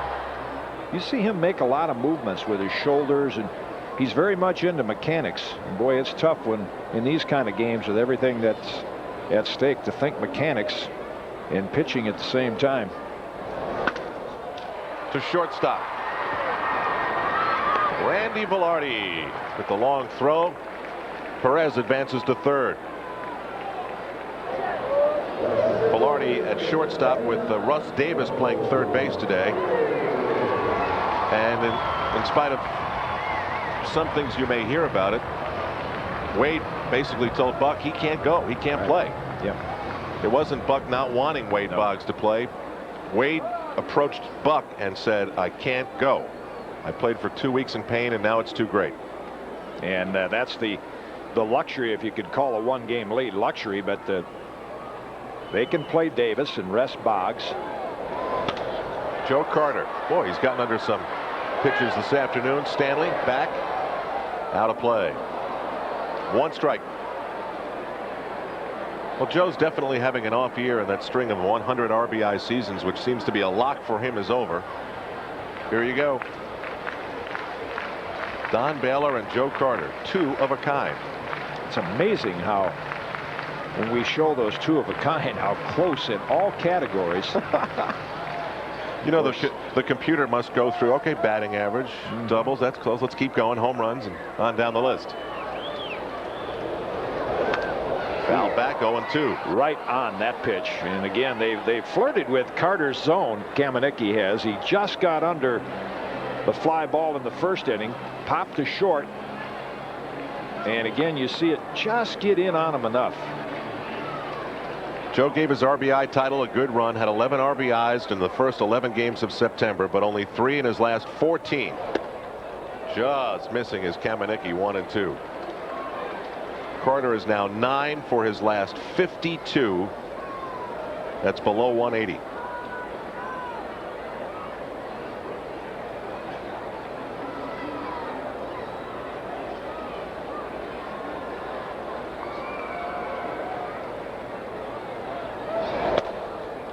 You never know if the same thing would have happened, but of course that wild pitch is what allowed Carter to get to the plate, because Molitor's ball at Velarde would have been an easy inning-ending double play.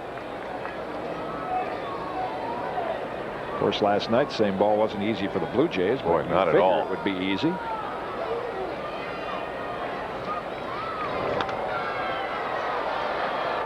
Stanley again gives chase, but this is another souvenir. The Yankees have put themselves in this position because of their pitching, and for an even bigger reason, they've been able to find a way to win on the road, taking full advantage of this easy schedule that the schedule maker gave them down the stretch. They've beaten the teams they should beat. 8 of their last 11 they have won on the road, and 20-6 in September.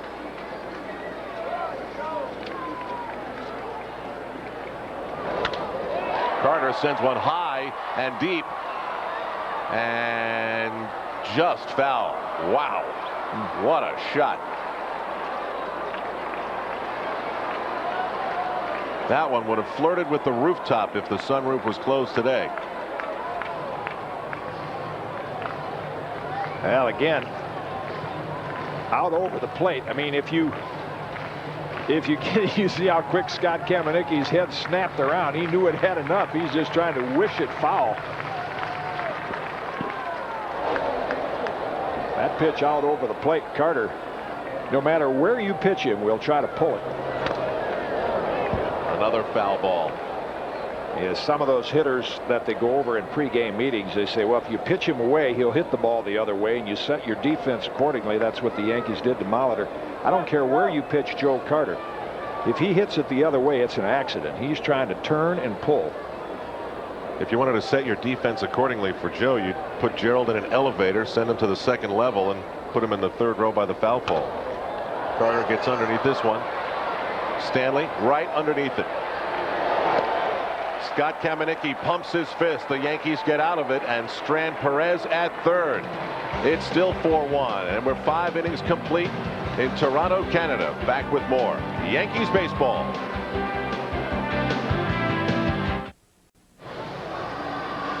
Five effective innings for Scott Kamenicki as he talks it over with Mike Stanley. And no bigger out than retiring Joe Carter with a runner at third. And Kamenicki realizes that. If you joined us late, you missed all the action. The Yankees got 4 in the first. Blue Jays got 1, and then it's been Kamenicki who his typical game. A few problems in the first inning, then gets his pitches under control. That was the story of this game, side by side on the Yankee bench. Yeah. Kamenicki's pitching with O'Neill next to him with the 3-run home run. And Russ Davis, filling in for the injured Wade Boggs, steps in to face Al Leiter. First start since September 14th. Skies this one. A lot of ball skied in the Sky Dome, but that will reach the seats right behind home plate. Out of play. Leiter also has allowed 5 hits, 4 of those coming in the first inning. And he's settled down to hold the Yankees scoreless after that. We don't have the California score on the scoreboard until much later to keep an eye on, but I'm keeping an eye on Kansas City and Cleveland, tied up at 2 in the 8th inning. How about the Indians with 98 wins and a chance to go for 100 in a season that's 18 less than the season that normally would say 100 wins is outstanding. Unbelievable, the things that that team has achieved, and then the individuals on that team, like Albert Bell. 0-2 to Davis, and he just cannot solve that Al Leiter cut fastball or slider.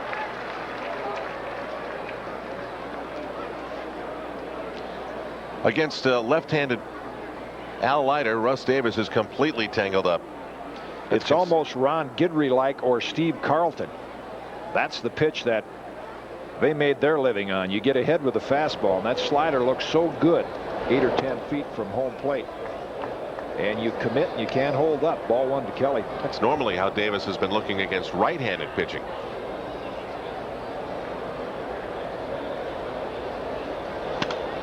Fouled out of play. 1-1. And you all know about the big blow in last night's game, as you had your interview with him on Yankee Scorecard.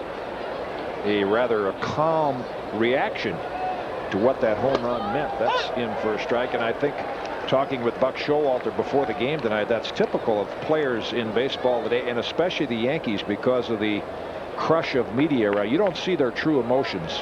Well, I heard it. Yeah. Pat Kelly did the interview with us, then went into the clubhouse, and there was some hooping and hollering going on in there. And then they calmed down for their 10 minutes, and then the media is allowed in. But they were yelling and screaming for Pat when he walked in. And Pat had the look of a deer in the headlights when he walked off the field. That was a biggie. 2-2. Hit well down the line, and if it's fair, just foul. Would have been in for a ground rule double. Another outstanding fan catch. Yes. That one with the glove.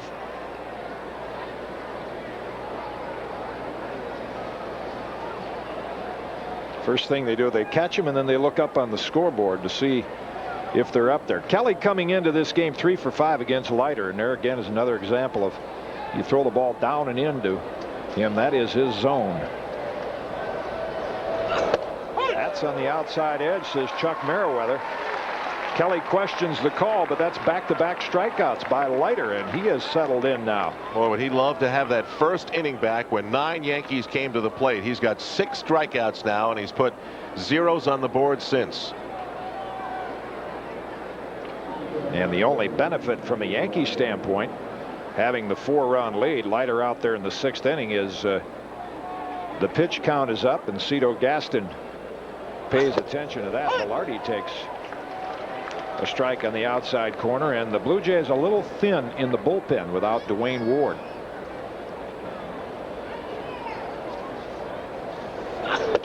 Again, outside edge, 0-2. See, now he's using the entire plate. That first inning, first couple, he was just everything inside. He hit Velarde with a pitch. Now he's moving it in and out much better. They want this pitch up, says Sandy Martinez. And it is, and Velarde swings through it. Struck out the side. Al Leiter gave up 4 in the first, but he settled down after that. 5.5. Yankees hanging on by 3.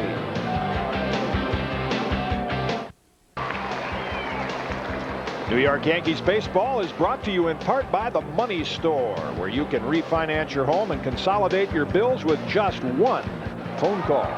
That's just one swing in the bottom of the 6th, and Scott Kamenicki has another out, trying to preserve this 4-1 lead as Olerud flies to left.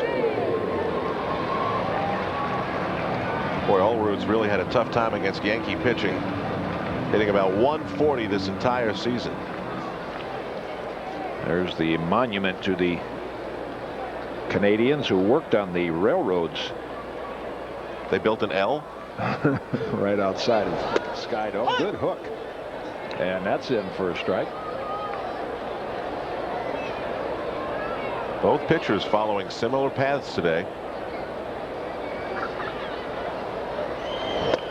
Another hook just misses, and this is getting to the bridge inning. You bridge it from the starter to the bullpen, but Buck Showalter, if you followed the Yankees in the last few weeks, has gone deep into the game with his starter, showing great confidence in them, and in some cases I think a lack of confidence in maybe who's available out in the bullpen. And it's been primarily the starters and Wetland sharply, but right at shortstop Velarde, and Randy throws him out. 2 down here in the 6th.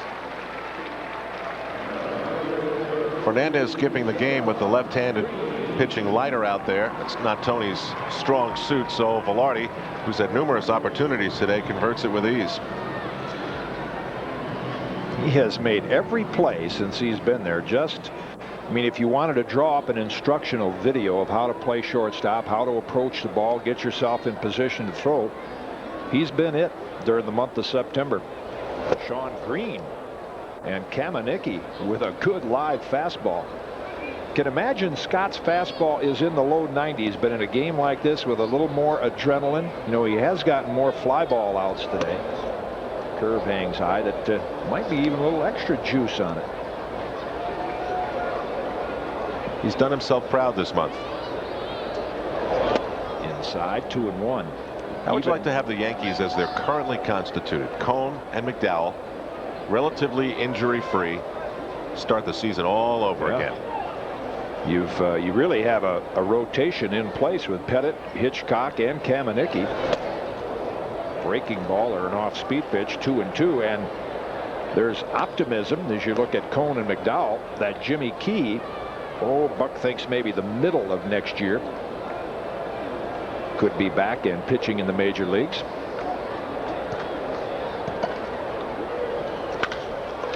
Hit well, right center field. Bernie on the run near the track. Looks like he'll have room, and he does. And Kamenicki with another 1-2-3 inning. He's retired 6 in a row. 6 innings in the books. The Yankees lead it 4-1.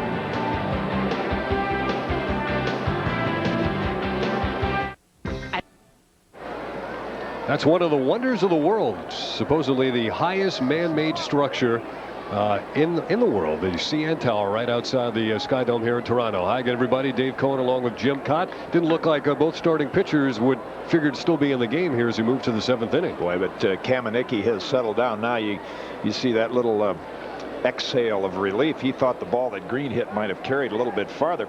And this is a key inning, I think, for the Yankees. Leiter has settled in, and here's Scott's reaction to getting that last out. Yankees would like to get Leiter out of the ball game and get into that bullpen. Well, Bernie Williams starts it off for the Yankees, and first pitch hitting lifts one in the air to right field. Sean Green is under it, and that's the first out. Because if you look back at this game at opportunities, it's the Yankees more than the Blue Jays that figure they've had a couple of chances just to add 1 or 2. And at this stage, most managers look at, like right now, that 4-run lead. That means the grand slam home run can just tie the game. Just 1 run at this stage of the game can be very important. Got to look at Ed Sprague from the left field camera and see how far off the line he plays against the lefty O'Neill. O'Neill's first time up, he homered to straightaway center field. It was in the 1st inning after Velarde had walked and Bernie Williams had singled. This one's hit in the air to right into the corner. Sean Green on the track. 2 away. Young man born outside Chicago, now lives in California. Won a AAA batting title last season. Very good right fielder, Sean Green. 2 away on fly balls here in the Yankees' 7th inning.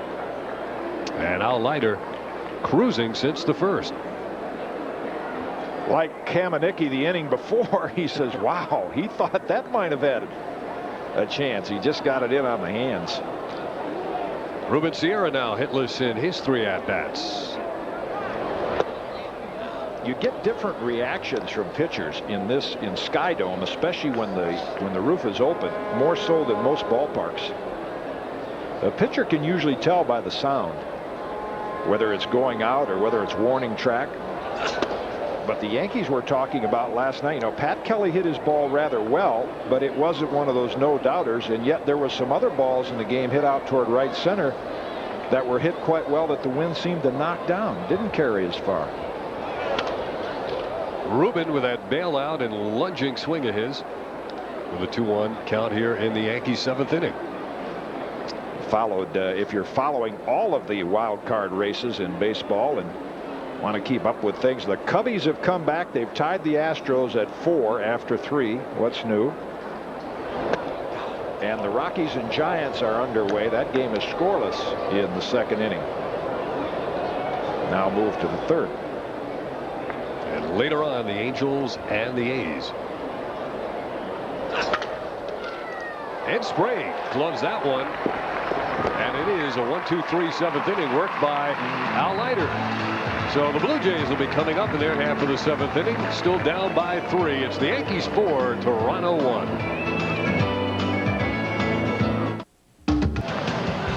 New York Yankees baseball is being brought to you by the Discovery Channel. Explore your world. Water, water everywhere. None falling from the sky on a beautiful day in Toronto. Scott Kamenicki out to pitch here in the bottom of the 7th inning. He has allowed 1 run and 4 hits to this point. The Yankee starting pitching has been superb over the last 10 games. Here's a man who has one of the hits today, Carlos Delgado. Ended his 0 for 24 string when he singled his last time up.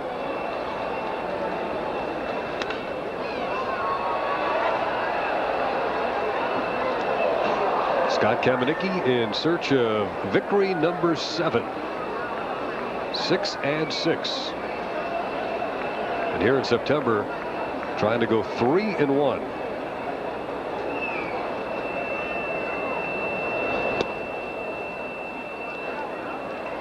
A ball and a strike to Delgado. 2 balls and a strike to Carlos Delgado.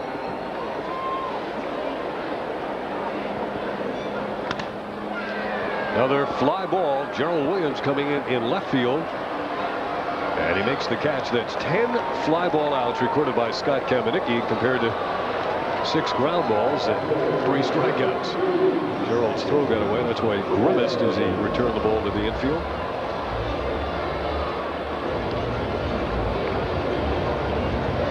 Buck Showalter is watching another fine performance from a Yankee starting pitcher. Over those last 10 games, starters have averaged 7 2/3 innings. And even though it might look like Buck is watching, there's a lot going on in that mind right now as he looks at these last 2 2/3. We talked about Roberto Alomar not being in the ball game, but that's still in his mind. And any sign of trouble, a base runner, a couple of pitchers will be up. The Alomar factor will come into play. That concerned him on the last homestand. Alomar not only as a batter but possibly as a pinch runner. The Yankee bullpen is quiet and observant. Bouncing ball to Mattingly by himself for the easy second out here in the 7th. Kamieniecki in cruise control form right now. You mentioned the ratio of fly balls to ground outs, but after the first couple of innings, Scott has picked up more ground ball outs. That's natural. You go into a game like this and you know it's your big opportunity, what it means to the team. You're pumped up, and it's only natural to throw the ball or try to throw the ball a little bit harder in the first couple of innings before you settle down. Well, after this start today, Kamieniecki goes to the bullpen and is available as a long man, or maybe even a one batter situation, depending on what happens in the playoffs. Well, and again, I don't know that you can say that for sure when you look at, you know, who the Yankees might play if they get in and what the matchups would be, left versus right, and McDowell's availability. And when you see how Kamieniecki's pitching today and the way he did against Detroit, again, postseason, you go with the hot pitchers.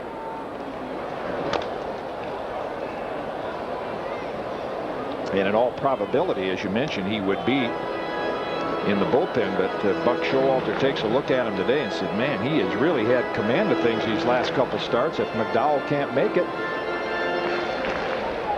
wouldn't be anything wrong with sending him out there. Ride the hot horse. Kamieniecki pitching to the number 9 hitter, Tomas Perez, with 2 outs here in the bottom of the 7th inning. The Blue Jays in their last 10 games have had 10 or more hits only 1 time.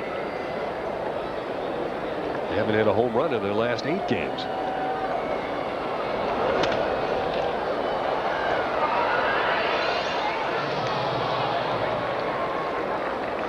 Rick Down is next to Buck Showalter.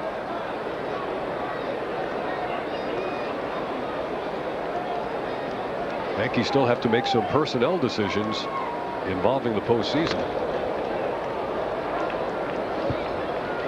Yankees could decide to keep a 3rd catcher, Jorge Posada, or make Joe Osanio available in the postseason.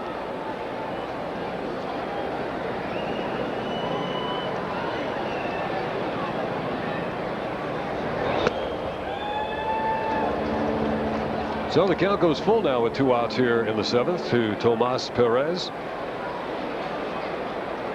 Kamieniecki has struck out 3.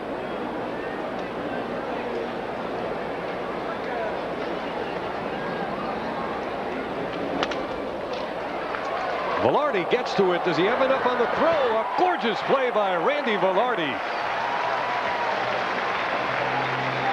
Wow, that's Gold Glove stuff right there.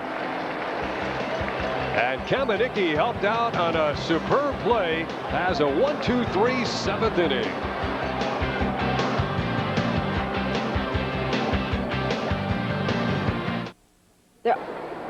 Boy, does he make it look easy or what? Again, it almost looks like he has to reach behind him. That ball's out into center field. I mean, it's great flexibility and balance.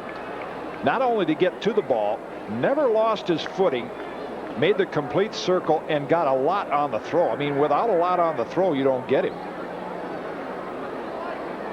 You almost take the throws for granted, but when they come from Velarde, tremendous velocity and accuracy.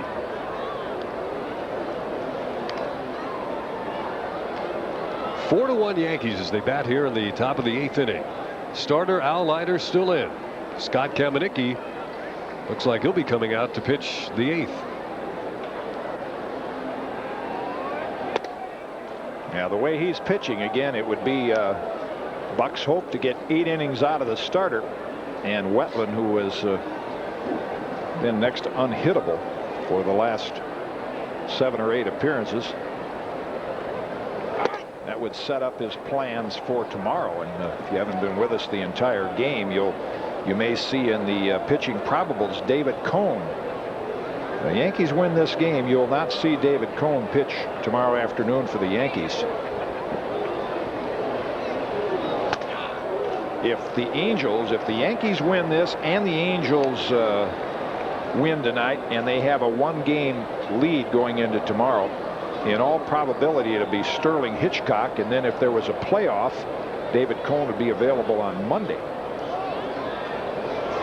Buck has indicated David Cone would be sent home back to New York early to be available either for Monday or for the start of the playoff series on Tuesday. If the Yankees win and the Angels lose and they wrap up the wild card spot, that's the perfect situation. Obviously they're in, but then Buck can use a lot of the guys in the bullpen just to have an inning or two to get them some work, and everybody would be fresh for Tuesday's start of the division playoffs.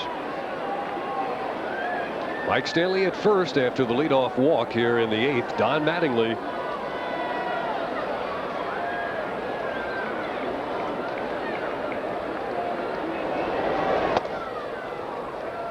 Leiter finding trouble now getting the ball over the plate. Mattingly looking down to Willie Randolph. Yeah, nodding, and Willie said, hey, ball. He's walked Stanley. Now make sure you get a good pitch. Donnie's experienced enough hitter that he won't automatically take, but he's going to be selective. Ideally, he'd like to get something to pull through the hole between first and second. Out of play. Last night, Mattingly started things with a single in the 9th inning. Here's the way the alignment of the Blue Jays looks. Yeah, they really play him shallow and around the other way. The only left-hand hitter that's really turned on the Leiter fastball has been O'Neill.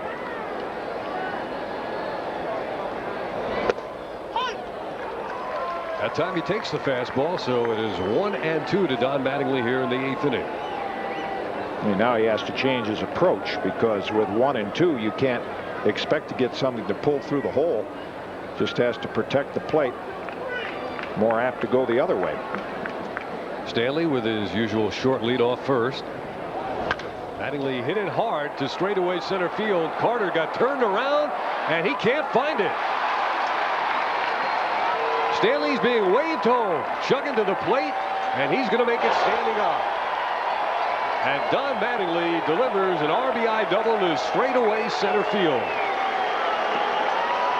Stanley scoring the 5th Yankee run. Mattingly's 32nd double straightaway center field, and he turned Joe Carter every which way. Boy, big at bat for Don Mattingly. We talked about all our MVP candidates in the Yankee team, and certainly Donnie not having that kind of year. But in September, there have been just enough hits like this. Last night he led off the 9th inning. Carter, not a center fielder, normally plays one of the corner outfields, as you mentioned, got a little turned around.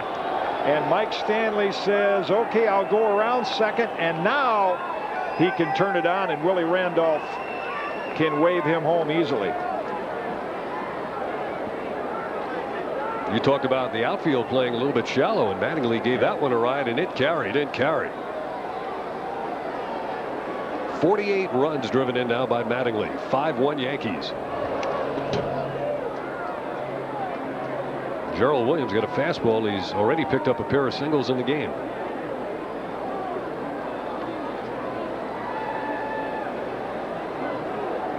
And that was a huge run for the Yankees to get that margin back to 4.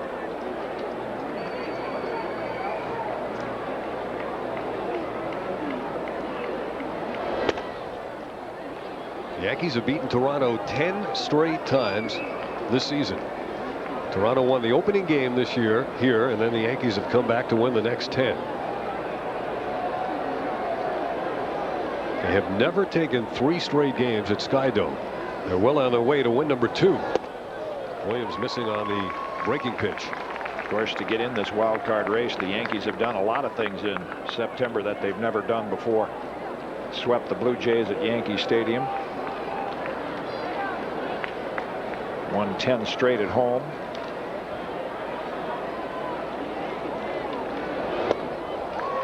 Well, Gerald has his trouble with the breaking pitch. Is he struck out, or is it a foul ball? Now it's a strikeout, says Chuck Merriweather. Willie Randolph appealing that Williams might have foul tipped it. Chuck Merriweather not buying it. Now Buck Showalter out. In the dugouts, you can, and on the baseline, you can usually hear the sound. Certainly, we couldn't tell from that shot whether there was any deflection. See, the sound they heard was probably Gerald's bat hitting Martinez's glove.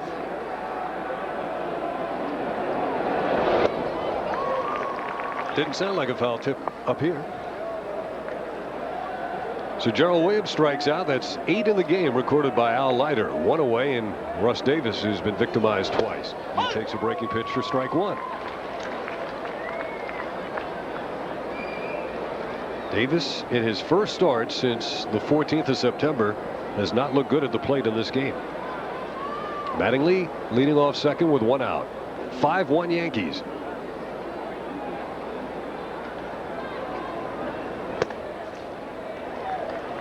I really thought Davis would have a big day against Leiter, hitting down in the order, where sometimes they forget about you a little bit, give you more fastballs to hit. The fact that Leiter loves to pitch inside, and Russ can usually turn on that pitch. Of course, he's never had a chance to play every day on a regular basis, and you can't expect your timing to be in top form.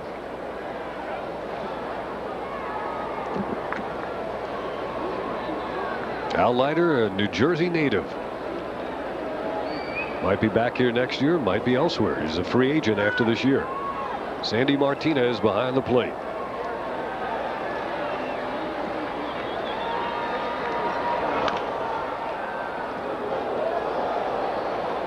A ball and 2 strikes now to Russ Davis.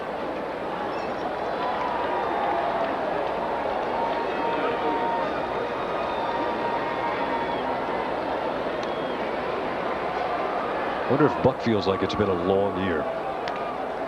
Yeah, he talked about before the game today what a distant memory the replacement situation was. Seems like it was a couple of years ago.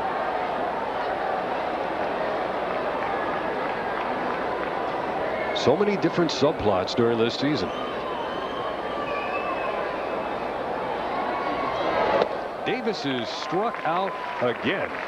3rd time in the game and the 2nd out of the inning. 9 Ks now for Al Leiter. And Leiter has made his best pitches on him. He's gotten ahead and then thrown that breaking ball down and in. And I think, again, in Russ Davis's case, when he gets a chance to play on an everyday basis, like Bernie Williams, you're going to see him become more disciplined, lay off pitches like that. And this is a year of adjustment for him, playing part-time and seeing big league pitching. Last night's hero, Pat Kelly, hitless this afternoon. He struck out a couple of times. 5-1 Yankees. They've added a run here in the 8th.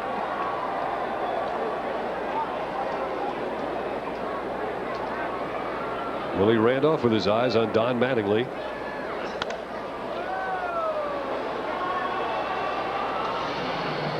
Again, as you follow this game, and we keep you up to date on wild card races around baseball, the Cubs had taken a 6-4 lead. They're having a wild one there at Wrigley. Wind must be blowing out. It's tied at 6 in the 4th.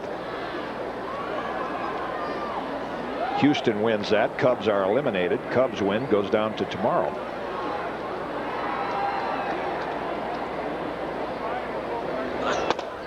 In the also-ran category, how about the Orioles? They're getting shutouts, and they have another one working today. Rockies have taken a 2-0 lead in that all-important game over the Giants, 2-0 in the 3rd.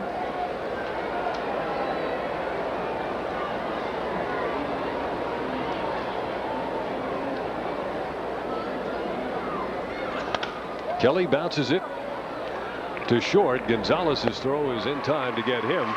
Yankees leave a runner on base, but they do pick up a 5th run here in the 8th inning.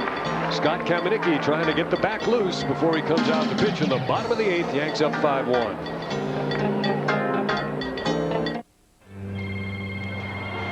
Hey, MSG's rerunning the Yankee game. You watching this? It's Yankees Rewind tonight on MSG. What are you going to wait for Jerry to call you? Blue Jays batting, bottom of the 8th inning at Sky Dome.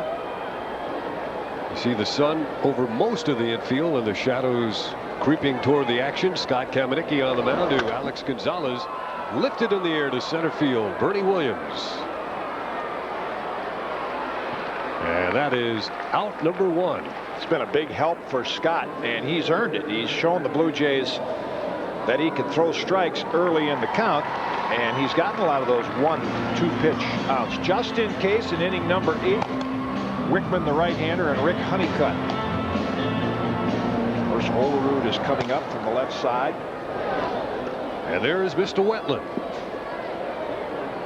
22 consecutive batters retired. 13 strikeout victims. One away in the 8th inning, and here's Paul Molitor. Reach base his first 2 times up.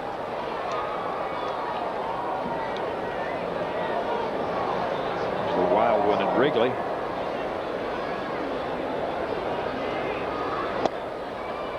Two 2-0 to Molitor.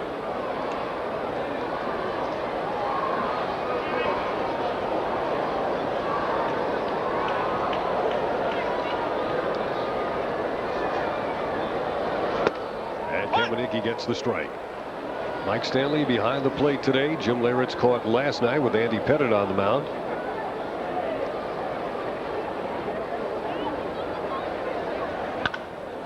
Foul ball.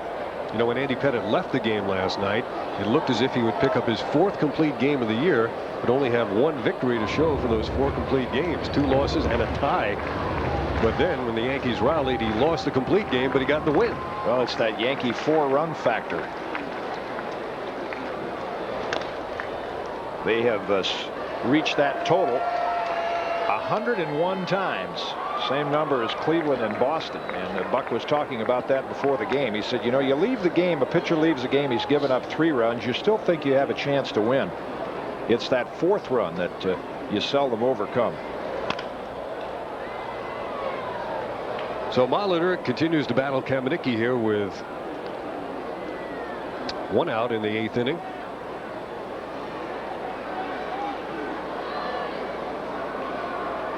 The Blue Jays beginning play today under 400 in terms of their winning percentage, .394. Another one foul. That's been a great performance by Scott Kamieniecki. 7 1/3. He's got some work to do yet to finish off at least this inning, but I mentioned it earlier in the game. At this time of the year and what is at stake in these games, you throw out mechanics, past performance, matchups, who's hitting what against you. It's what's inside a player, and that comes out when you need big performances like this. The heart and the determination.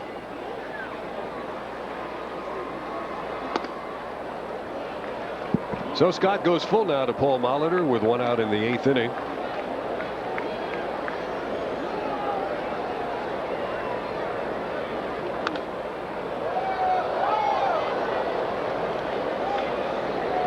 This is when you're thankful you've had one of those or a couple of those one-pitch outs when you have to battle Molitor. He had a similar battle with Delgado earlier in the game. He fouled off 3 straight 3-2 pitches. And a bouncing ball to Velarde. There's the second out. Well, if you joined us late, you can do what Jerry and George do. They can catch Yankees Rewind tonight at 11 p.m. and tomorrow's game will be at 7 p.m. And while fans back in New York are catching Yankees Rewind, the Yankee players will be trying to find a place where they can pick up the Angels game out here. That is difficult to find in Toronto. Trying to see where they can pick up a feed from the West Coast. That game will start at 10 o'clock, I believe, East Coast time. Joe Carter lifts it to right field, but O'Neill is there. And Scott Kamieniecki goes through the Blue Jays here in the 8th in 1-2-3 fashion. With a couple of words from Mike Stanley, the Yankees take a 5-1 lead to the 9th.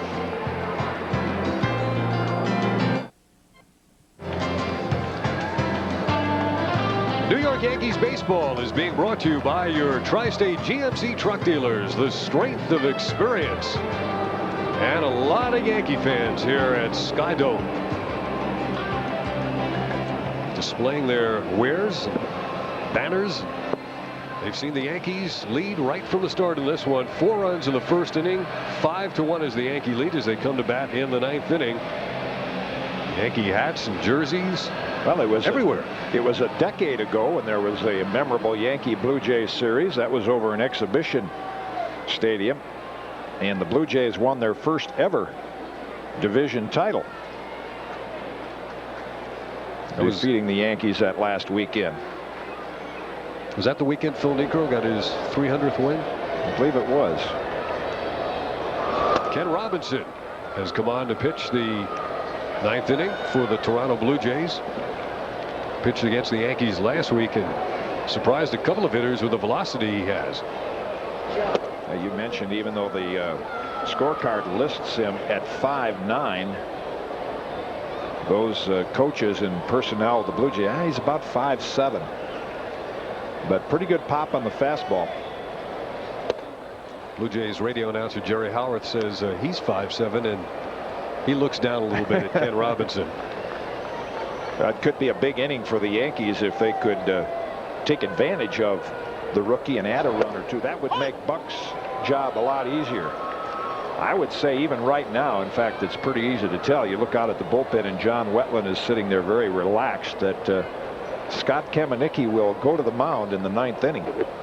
This must be a ritual. It seems like he's tying a shoelace between every inning. Well, don't be surprised if that is. Could all be part of it. Leadoff walk for Randy Velarde. Let's turn the clock back to yesterday. For the McDonald's yesterday's highlight, guess what it was?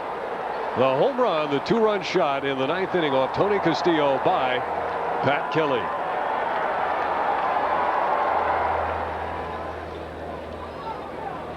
Well, that's a moment that Pat Kelly certainly will never forget, and it could loom very, very large here in the Yankee season of 1995. Bernie Williams now with Velarde on first base. Randy Velarde, the leadoff man today.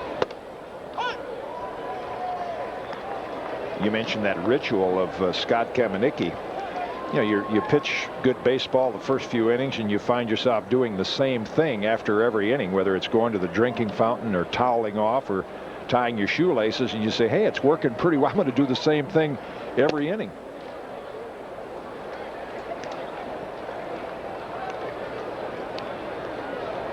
Bernie with a 1-1 count. Kamieniecki stretching the muscles, trying to keep that back loose.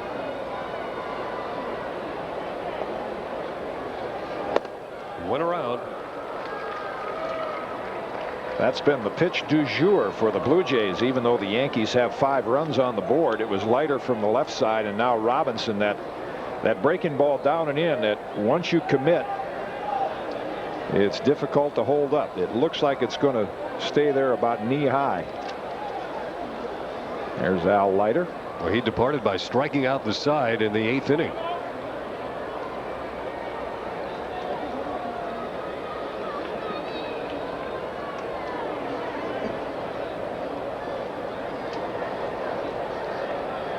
1-2 to Bernie.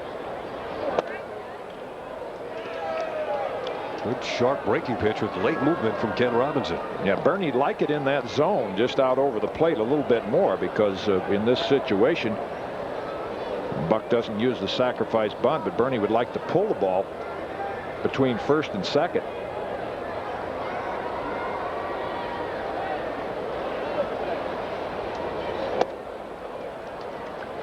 So Bernie has worked the count full at 3-2 with nobody out. The Yankees trying to add to the 5-1 lead. Yeah, it can be the same as a sacrifice right here. You can start Velarde with the 3-2 count as well as Bernie swinging the bat. The only gamble would be a line drive at somebody.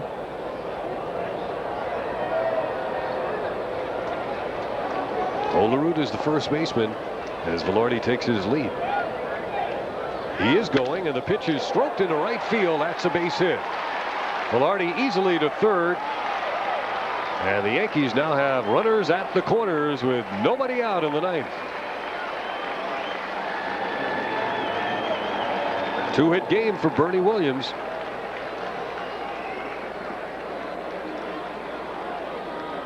It's been a regular pattern for the Yankee hitters against Toronto pitching. The Blue Jays led all the games back at the stadium. Yankees came back with a lot of runs late.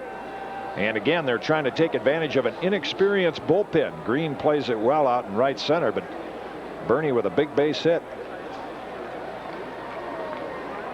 7 Yankee hits, and the man who had a 3-run homer in the first, Paul O'Neill, takes one high.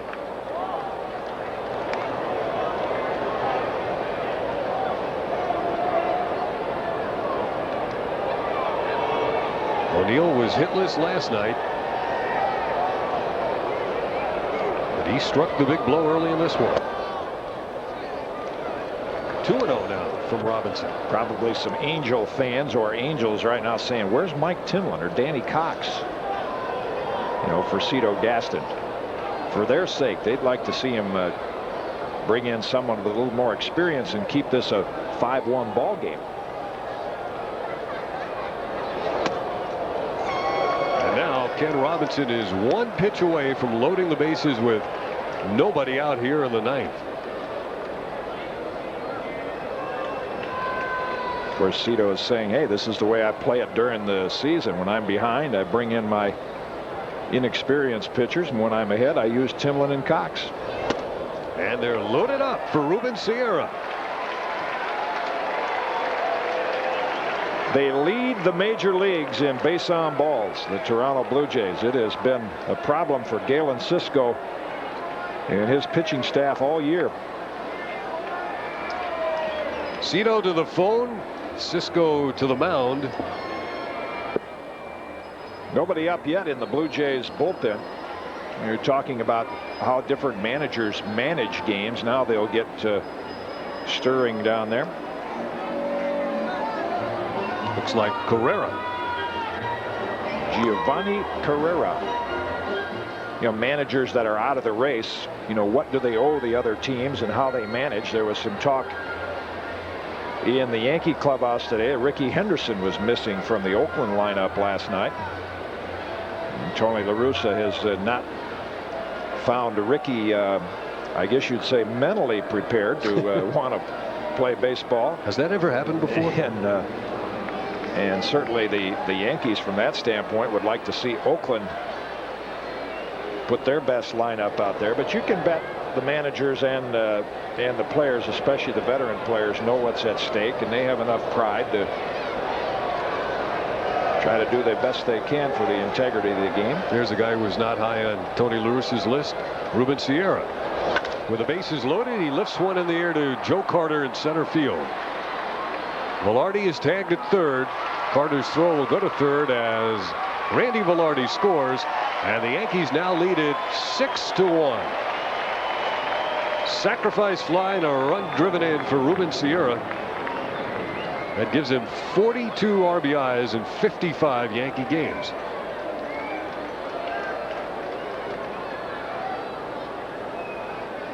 And makes things a little easier for that man, Scott Kamenicki. He can now carry at least a 5-run lead to the mound in the bottom of the ninth. Those late runs like that, just one here, one there, boy, they mean so much to the mental approach of the pitcher. The margin for error. You face a Joe Carter, you challenge him a little bit more. For the last 2 innings, whoever operates the outs on the scoreboard has been really slow. They just now finally put the first out up. 6-1 Yankees.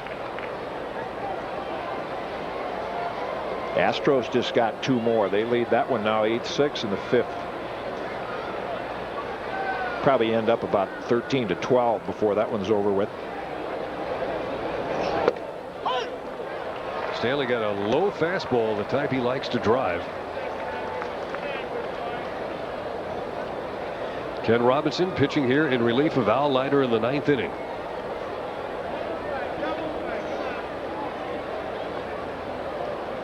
Mike Stanley had a double first time up. Scored a couple of runs today. Bernie Williams is leading off second, and O'Neill is on first.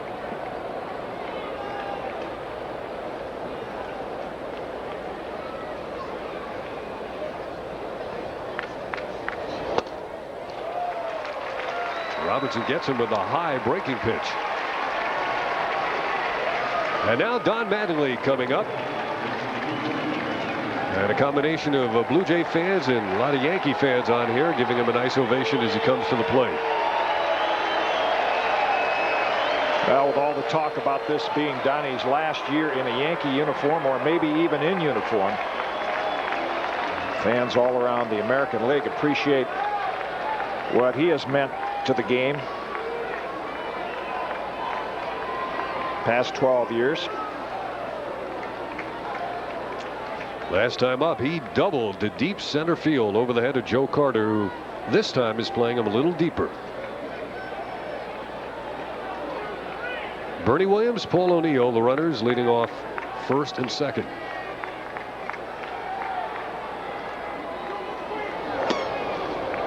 Martinez looks like he might have gotten fooled by the way he caught that pitch. He's already had a pass ball in this game. Kamenicki keeping the arm warm as he tries to go the distance. And not sitting still. Even though he'd like to have more runs, he can't wait to get to the mound to start the 9th. Runners will move back, and Kamenicki keeps moving in the dugout.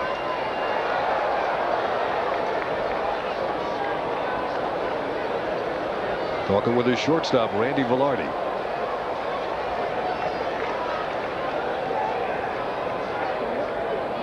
Randy doesn't say too much.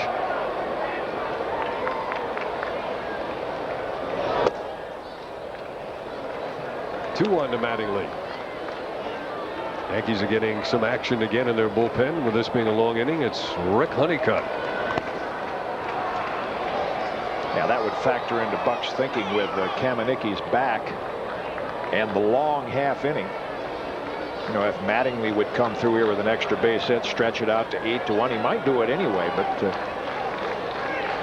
a long inning like this that Kamenicki's been sitting, that would cause a manager to go to the bullpen a little faster.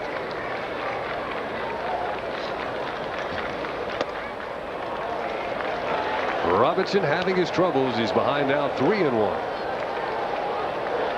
That little dugout language right there when the hands go down. Make him get one down in the zone that you can turn and pull.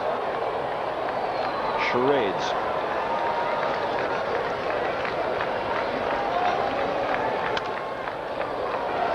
He had a droppable pitch. Count goes full to Don Mattingly, so we'll have the automatic starts for the runners at first and second in the 9th inning.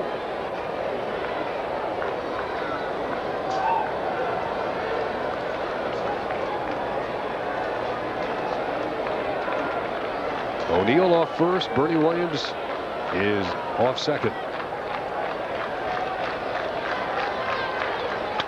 Mattingly lifts it in the air to short center field, but it hangs up, and here's Joe Carter for the catch.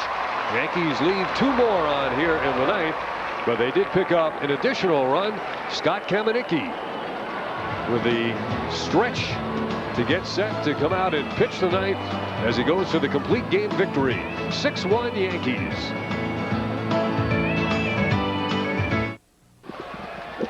The ninth inning for the Toronto Blue Jays. Scott Kamieniecki on the mound looking for a complete game performance. One pitch, and O'Neill makes the catch, and one out.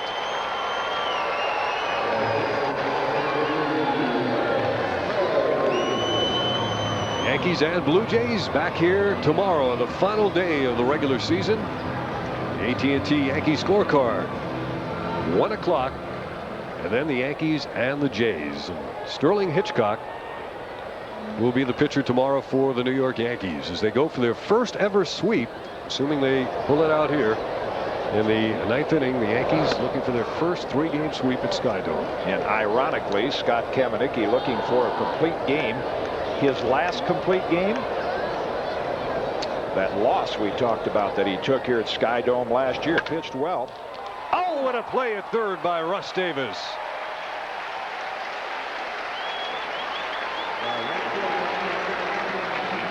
He timed his lead perfectly. Hasn't had a lot of chances today, but this one spanked right at him.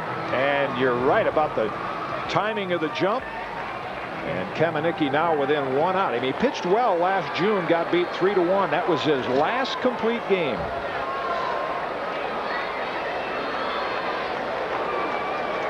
Now Sean Green to left field. Gerald going back, and the ball game is over. Scott Kamieniecki goes the distance in probably the biggest win of his Yankee career, and the Yankees have taken the first 2 from the Toronto Blue Jays. A couple of hard-hit balls here in the ninth inning, but good defense. That's been one of the keys to the Yankees' recent success, starting pitching and excellent defense. Could not have worked out better.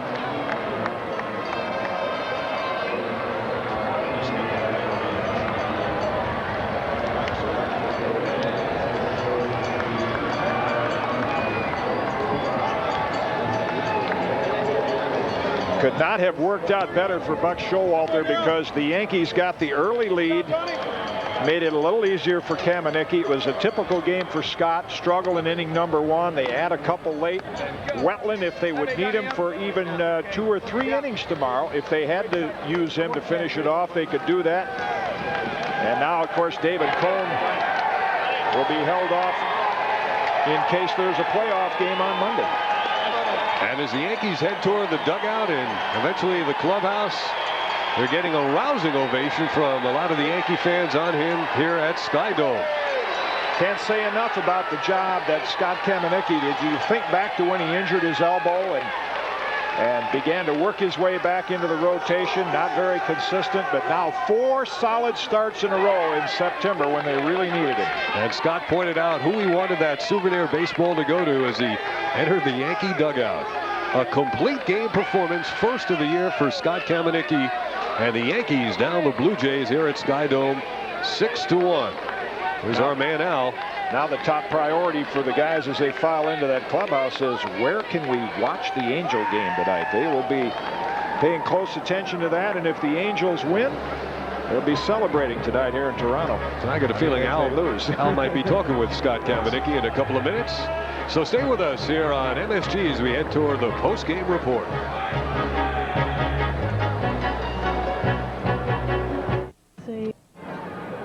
Back with you at Skydome here on MSG, and time to check the Jeep Eagle game summaries. The Yankees win again over Toronto. That's 11 consecutive victories. 6-1 the final score. Scott Kamieniecki now 7-6. Al Leiter pitched well after the first inning. He is now 11-11. And Paul O'Neill got the Yankees off and running with a 3-run homer in the first. And you see Scott Kamieniecki's last 4 starts here in September. That's been the key for the Yankees pitching, and another key all year has been Paul O'Neill in the first inning. So many of his home runs come in the first. This one with 2 men on that got them off to a great start. Gave the Yankees a different script. They didn't have to come from behind against the Jays. And even though Scott struggled in the first inning, got a couple of big outs there. This was a strikeout of Olerud in the third, and he also got some help from Randy Velarde at shortstop. Terrific play here as Randy makes the complete spin, throws him out. Kamieniecki retired the last 15 Blue Jays in order. They didn't have a hit after the 4th inning, and now they have put themselves in a position where, again, the pressure is all on the California Angels. They probably watch this game. They'll be playing Oakland later tonight. If they lose, of course, the Yankees have clinched. If they win, Buck still has one game in hand. That means David Cone will not pitch tomorrow because at worst they would have a playoff situation in Yankee Stadium on Monday. That game would be in New York, a 1:30 afternoon game. And it would mean the California Angels would have to come across the country to play the Yankees. Well, yeah, the odds right now are really against the Angels, but give them a lot of credit. Everybody thought a week ago they were done. They've come back to win 3 in a row after seeing the Yankees already post their victories. Well, you said at a point during the game today, it's a time of year when anybody can be the hero, and Pat Kelly was last night. Scott Kamenicki today, as the Yankees starting pitching continues to be superb. Well, with Andy Pettitte in last night's game, and now has as many wins as any rookie in baseball, along with Hideo Nomo, that has been what set things up. And John Wetland has been perfect during the month of September, and the lineup has come through like they did today. So it's a combination of those 3 things. There's no magic formula for it. You just have to have those 3 things on a steady basis. So tomorrow the Yankees will send Sterling Hitchcock to the mound, and they'll have just about everybody they can call upon except for David Cone and Scott Kamenicki. Yeah, he'll go Monday, and if the Angels lose tonight, then you'll see a lot of the relievers get some action tomorrow. So the Yankees make it 2 in a row in this series here at Sky Dome as they win today by a score of 6-1. Yes, says Scott Kamenicki. And we're going to the MSG Sports Desk and Deb Kaufman. All right, thanks, Dave, and welcome back to the MSG Sports Desk. We'll have all those Yankee highlights and run down the entire day in baseball a little later on, just in a couple of minutes. But first, here's what else is going on. It's Saturday, and that means college football. And we begin with a battle between the Big Ten and the Big East, Boston College and Michigan State. The final there, 25-21. Now, Nick Saban, he's the new Michigan State coach. He so far has a win, a loss, and a tie today. He needed a comeback. It was 21-16 Boston College when Scott Green takes it in from 1 yard out. They missed a 2-point conversion, but a field goal gave them some breathing room, and they win it at home 25-21. BC drops out at 1-3 on the year. Also this afternoon, Columbia and Lafayette, they're tied up in the 4th quarter, and Fordham came back from a 21-0 first half deficit to beat Harvard on the road. Elsewhere, Princeton is at Colgate. That's a final now. Princeton wins by 9. UConn continues their winning ways. They beat Yale by 19, and Rice and Army is still in the 4th quarter. It's Rice by 3, and Syracuse and Rutgers kick off at 6 o'clock tonight. Probably the biggest game of this afternoon, Ohio State and Notre Dame. The Irish take a 3-point lead into the 2nd quarter. We'll be back right after this. In golf today, Steve Stricker and Fred Funk are your co-leaders after 3 rounds of the PGA's Buick Challenge. Al Trautwig has the AT&T post-game report with all of this from a big Yankee win today from Toronto right after this. The Yankees win again in Toronto. The final score today, 6-1. Scott Kamenicki wins his 7th game of the year. He goes the distance, his first complete game of the season. And the Yankees have clinched at least a tie for the wild card by downing Toronto 6-1. Tomorrow they go for the first ever sweep of the Blue Jays in Toronto, just a week after a 4-game sweep in New York. Al Leiter took the loss today. He is now 11-11. 16 starts this year for Scott Kamenicki, and the Yankees have a record of 10-6 during those Kamenicki starts. Coming up next here on MSG, the post-game report. And today's hero, Scott Kamenicki, will be the guest of Al Trautwig. Deb Kaufman will be at the MSG Sports Desk, and Michael Kay reports from the Yankee Clubhouse. We'll see you again tomorrow afternoon for the Yankees and the Blue Jays here on MSG with the AT&T scorecard at 1 o'clock. And now speaking for Jim Cott and our producer Leon Schweier, our director today, John Moore, I'm Dave Cohen. Thanks for joining us. So long from Toronto. New York Yankees baseball has been brought to you by your participating 7-Eleven store, where you can get a variety of deli essential salads, sandwiches, and more, freshly prepared and delivered daily. By Hertz. For business, for pleasure, nobody does it exactly like Hertz. By 9X Yellow Pages. More information, more solutions, more stuff. And by your Chrysler Plymouth dealer.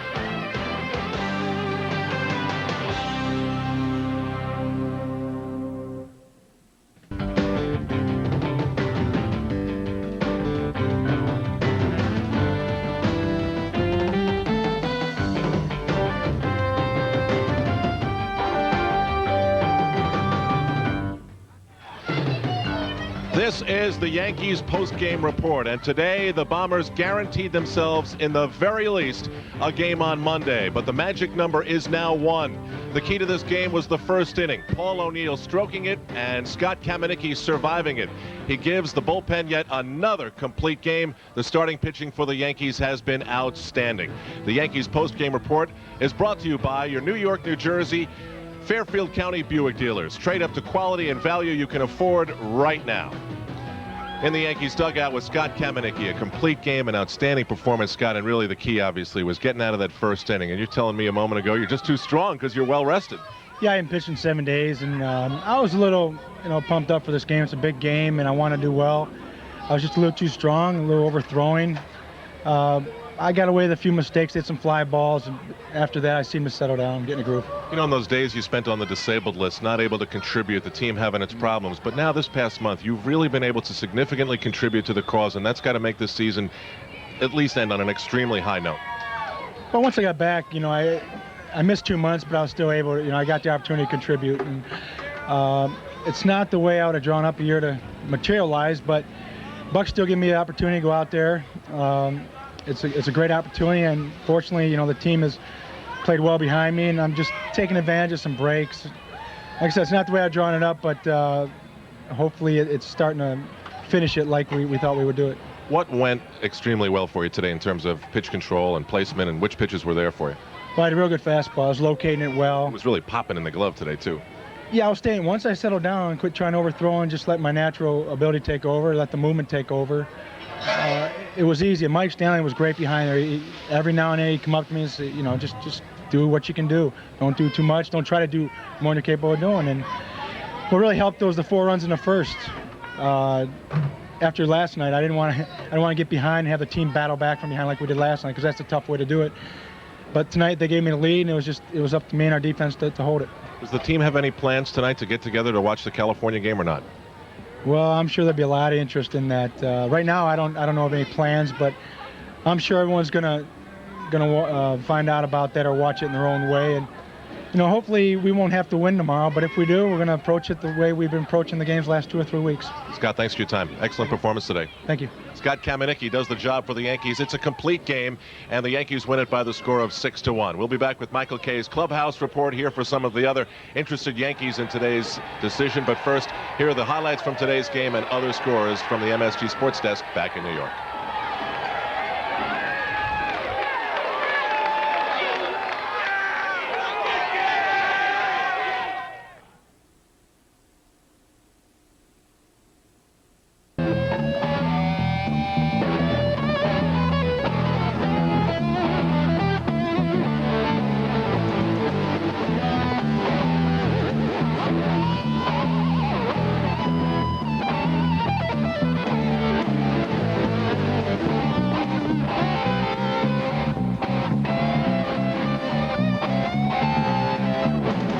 Best in the game.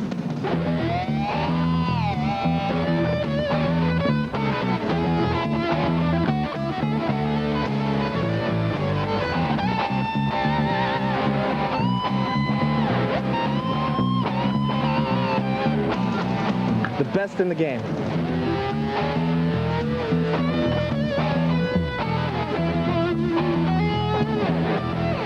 MSG, baby! The best in the game.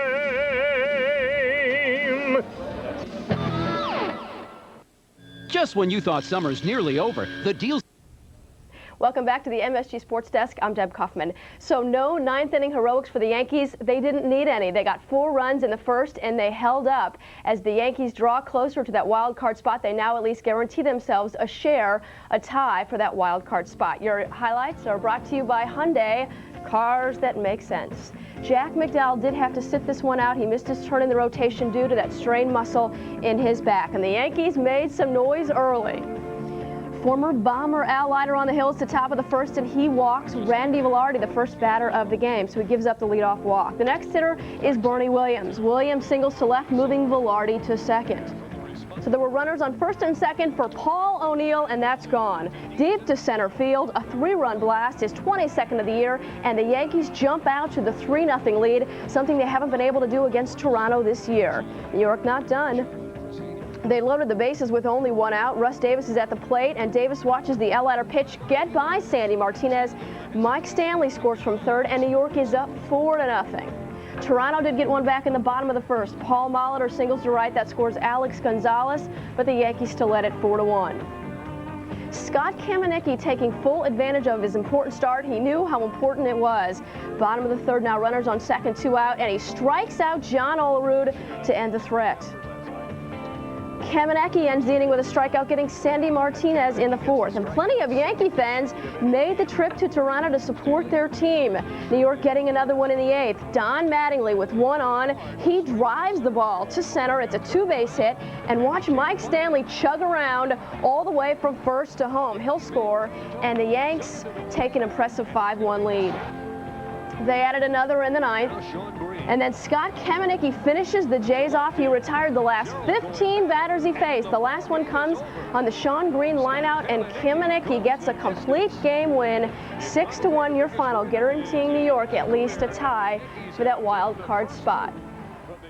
So California will have to take the field tonight knowing that the Yankees have already won. They send Sean Bosky to the mound, and he has been struggling. He's given up 15 runs in his last 3 starts. If they were to lose to the A's, the Yankees would wrap up that wild card notch. All right, Seattle, meanwhile, has at least clinched a tie for the AL West crown, and if they beat the Rangers tonight, they will win it outright, the first one in their 19-year history. Elsewhere, the Sparky Anderson era is coming to an end in Detroit. His Tigers battling the Baltimore Orioles this afternoon, and he will probably not miss this. Brady Anderson sends one out with the bases loaded. That's a grand slam for the Orioles. Baltimore at last count was leading this one 12-0. They have notched 3 shutouts in a row, so Baltimore perhaps looking at a 4th straight shutout. They are leading this one big. Other American League scores for you. Cleveland looking for their 100th win tomorrow. They get 99 today, and Albert Bell gets his 50th home run. Boston beats Milwaukee 9-1. Jose Canseco a couple of RBIs. And Minnesota and Chicago will play later tonight. Over in the National League, the Mets are closing out their season against the Braves. They are not fighting for a wild card spot, but they are fighting for second place in the NL East. The Mets were 1 game out with 2 to play, and the Mets playing the second of 3 against the Braves out at Shea Stadium. Let's go to Shea. Very nice day, and the sun did play a factor in this game. A big comeback for the Mets. Rico Brogna and the Mets were down 3-0 to start the 6th, and Brogna lines a double down the right field line. Carl Everett scores, Jeff Kent moves to third, and the lead was cut to 3-2 Atlanta. Braves pitcher Jason Schmidt is the victim here. The next batter, Todd Hundley. He lifts a fly to right, and not a great play by David Justice. He loses the ball in the sun. Jeff Kent will score, and that ties the game at 3. So the rally continues. Edgardo Alfonso singles up the middle. Brogna scores, Hundley scores, 5-3 Mets. And they continue to pour it on there at Shea. All right, while the American League teams are all winning to stay in the race, the National League teams are all losing and keeping each other in the race. Houston has done just about everything they can to get themselves out of it, and all of a sudden, they're still in it. Today, the Astros again play the Cubs, where the wind was blowing out at Wrigley. Top of the first, Craig Biggio takes advantage of the wind. The 2-run home run does carry into the net in left center. It's Biggio's 21st, and it's 2-0 Houston. To the bottom of the third, Sammy Sosa, he's had a big year. He triples to right. That's into the corner. It's off the wall. Mark Grace will come around to tie the game at 4. Sosa would later score, and it gave the Cubs the 5-4 lead. Top of the 4th now, Rick Wilkins with a solo shot to left center off of Turk Wendell. He puts the Astros back up 7-6. It's a wild game in Wrigley. It's now 8-7 in the 6th. We'll keep you posted if anything changes. Now, more races. The Rockies jump out to the early 4-0 lead against the Giants. They need this one. They start the day 1 game back of the Dodgers after losing to the Giants last night. The Dodgers and Padres will then play game 2 of their 3-game series tonight. Nomo against Willie Blair. And Alan Bennis and his brother will go against Donovan Osborne, and the Phillies and Marlins also play tonight. The Reds will be tuning up for the playoffs against the Expos in Montreal. That's a 7:35 start. All right, the AT&T post-game report continues from Toronto right after this, but first, a look at the home run numbers from today, those leaving the park.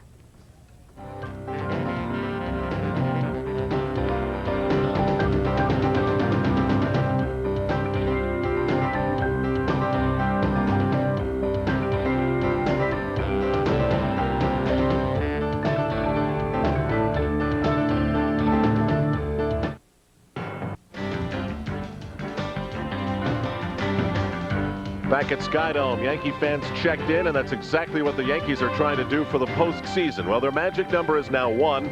They've guaranteed themselves, in the very least, a game on Monday, and they'll all be watching tonight the California Angels and the Oakland A's. 6-1, the Yankees go on to win, getting 4 runs in the first inning, and that's where the focus of conversation began with Buck Showalter and Michael Kay in attendance. Well, especially against Leiter. You know, we talked before the game how, you know, you had to be very patient off of him. The only dent in his armor, and you look at his numbers, are the base on balls, and you hope you can put some people out there and somebody pop one. That's what O'Neill did. And it's funny because I almost thought about hitting Stanley third today, but Paulie continues to come through with us.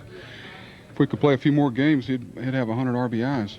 Any special thing to clinching at least the tie, Buck, or is that not? No, not yet. It's still too many things still out there. But it's nice to control our destiny tomorrow. What will you be doing tonight? Where will you be watching the game, if anywhere? Someone told me, Joel said that the place had it on down the street, but it's pretty late hours, and we're going to have an early day tomorrow.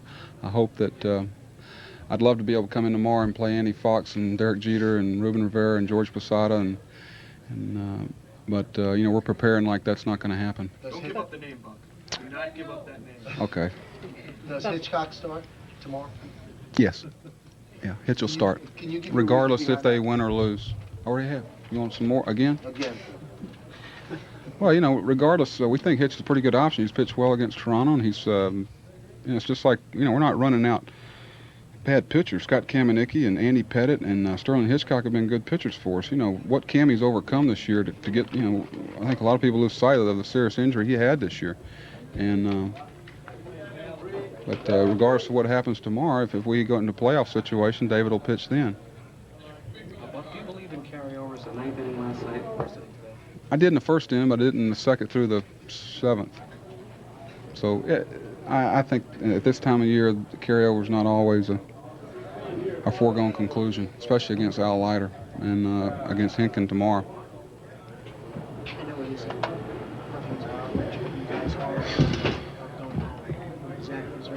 Yes, there is, because Don Madden is going to play another game in Yankee Stadium, and our coaching staff and the players on our team are going to play another game in Yankee Stadium, and that's very significant. Buck's office here at Skydome is about 8 by 10. There were 25 people in the very least in that room. If you get beaten by a step, you're out of position. You are out of position. Our cameraman did a pretty good job. Everybody was jostling, but trying to get position, and we heard what Buck said. Now, we know in this wild card race, there's no such thing as real scoreboard watching. You have to stay up late to keep an eye on what was once the Mariners and now the California Angels, and watching this game last night is not something that Buck was even able to do at all. How did he keep up? Not many people were able. I know I went to a couple of restaurants after the game, and for some reason that game is on the F4 satellite, and the buildings downtown are too tall, so they can't pick up that satellite. So the way Buck was following it was his mom was calling him from Alabama and his wife was calling him from Florida, because they both have satellite dishes and they can pick up F4, and they saw the game, and it wasn't good news, I'll tell you that. And I'm sure he's going to try to do it the same way again. All right, so the Angels will play again tonight against the Oakland A's. We are here talking about what did the Yankees actually accomplish. Well, they've actually, as I said, guaranteed in the very least a game on Monday, which has at least some significance to it. Don Mattingly has not played his last game at Yankee Stadium. Absolutely not. Either he plays that Monday game, which would be a playoff game, or really an extension of the regular season, so it doesn't end that postseason jinx, or he plays on Tuesday in Game 1 of the I guess they're calling it the division series. So they did do something today, but they'd like to get it done completely tomorrow. Why even risk it with a playoff game? Although the Angels have to travel 3,000 miles to get there. It'll be 1:30 Monday at Yankee Stadium, but they'd like to get it done tomorrow with Sterling Hitchcock. Well, it's been an amazing September. The Yankees have come a long way since being out of the wild card race by 5.5 games in the late days of August. They've won 10 of 11 games now, and finally the Yankees can say just one more. And it looks as though Sterling Hitchcock has his game face on already. Well, I asked Sterling Hitchcock if I could talk to him about it, and he said, no, I don't talk to day of the game. I said, well, that's why I'm talking to you now, because it's not the day of the game. He said, but once the game before ends, it's still the day of the game. I said, okay. He said, I hope you understand. I said, not really, but that's fine.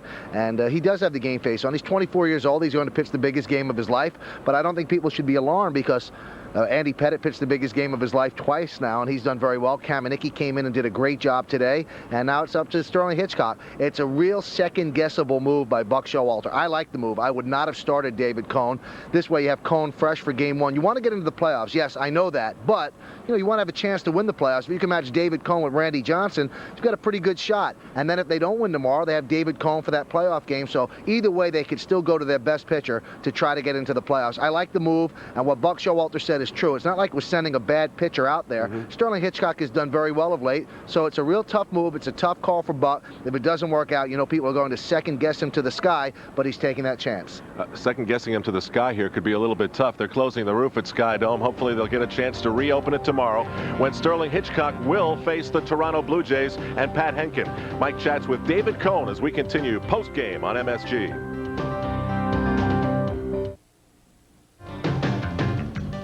Game number 143 goes down for the Yankees, as have 10 of the last 11. 6-1.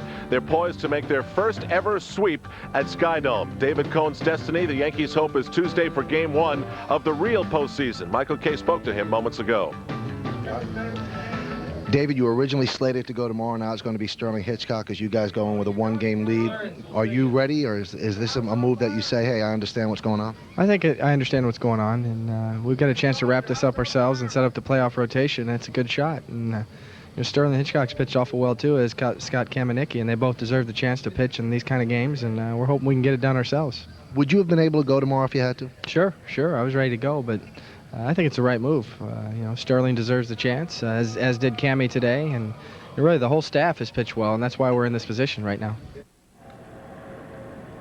Well, the moods in the stadiums haven't conveyed just how important the last couple of weeks have been, but what this Yankee team has done, Mike, is truly remarkable, and we've mentioned it many times for the number of times after doubleheader sweeps and bad losses that this team looked dead and gone. And I think everybody on this team thought that after that Kansas City game, it would take a miracle to get back in it, and I guess maybe 25-7 is a miracle. They have done a great job. That loss at the Stadium, the first game of that homestand, they were losing 4-3, bases loaded, Sierra at the plate, 1 out, and hits into a 4-6-3 double play.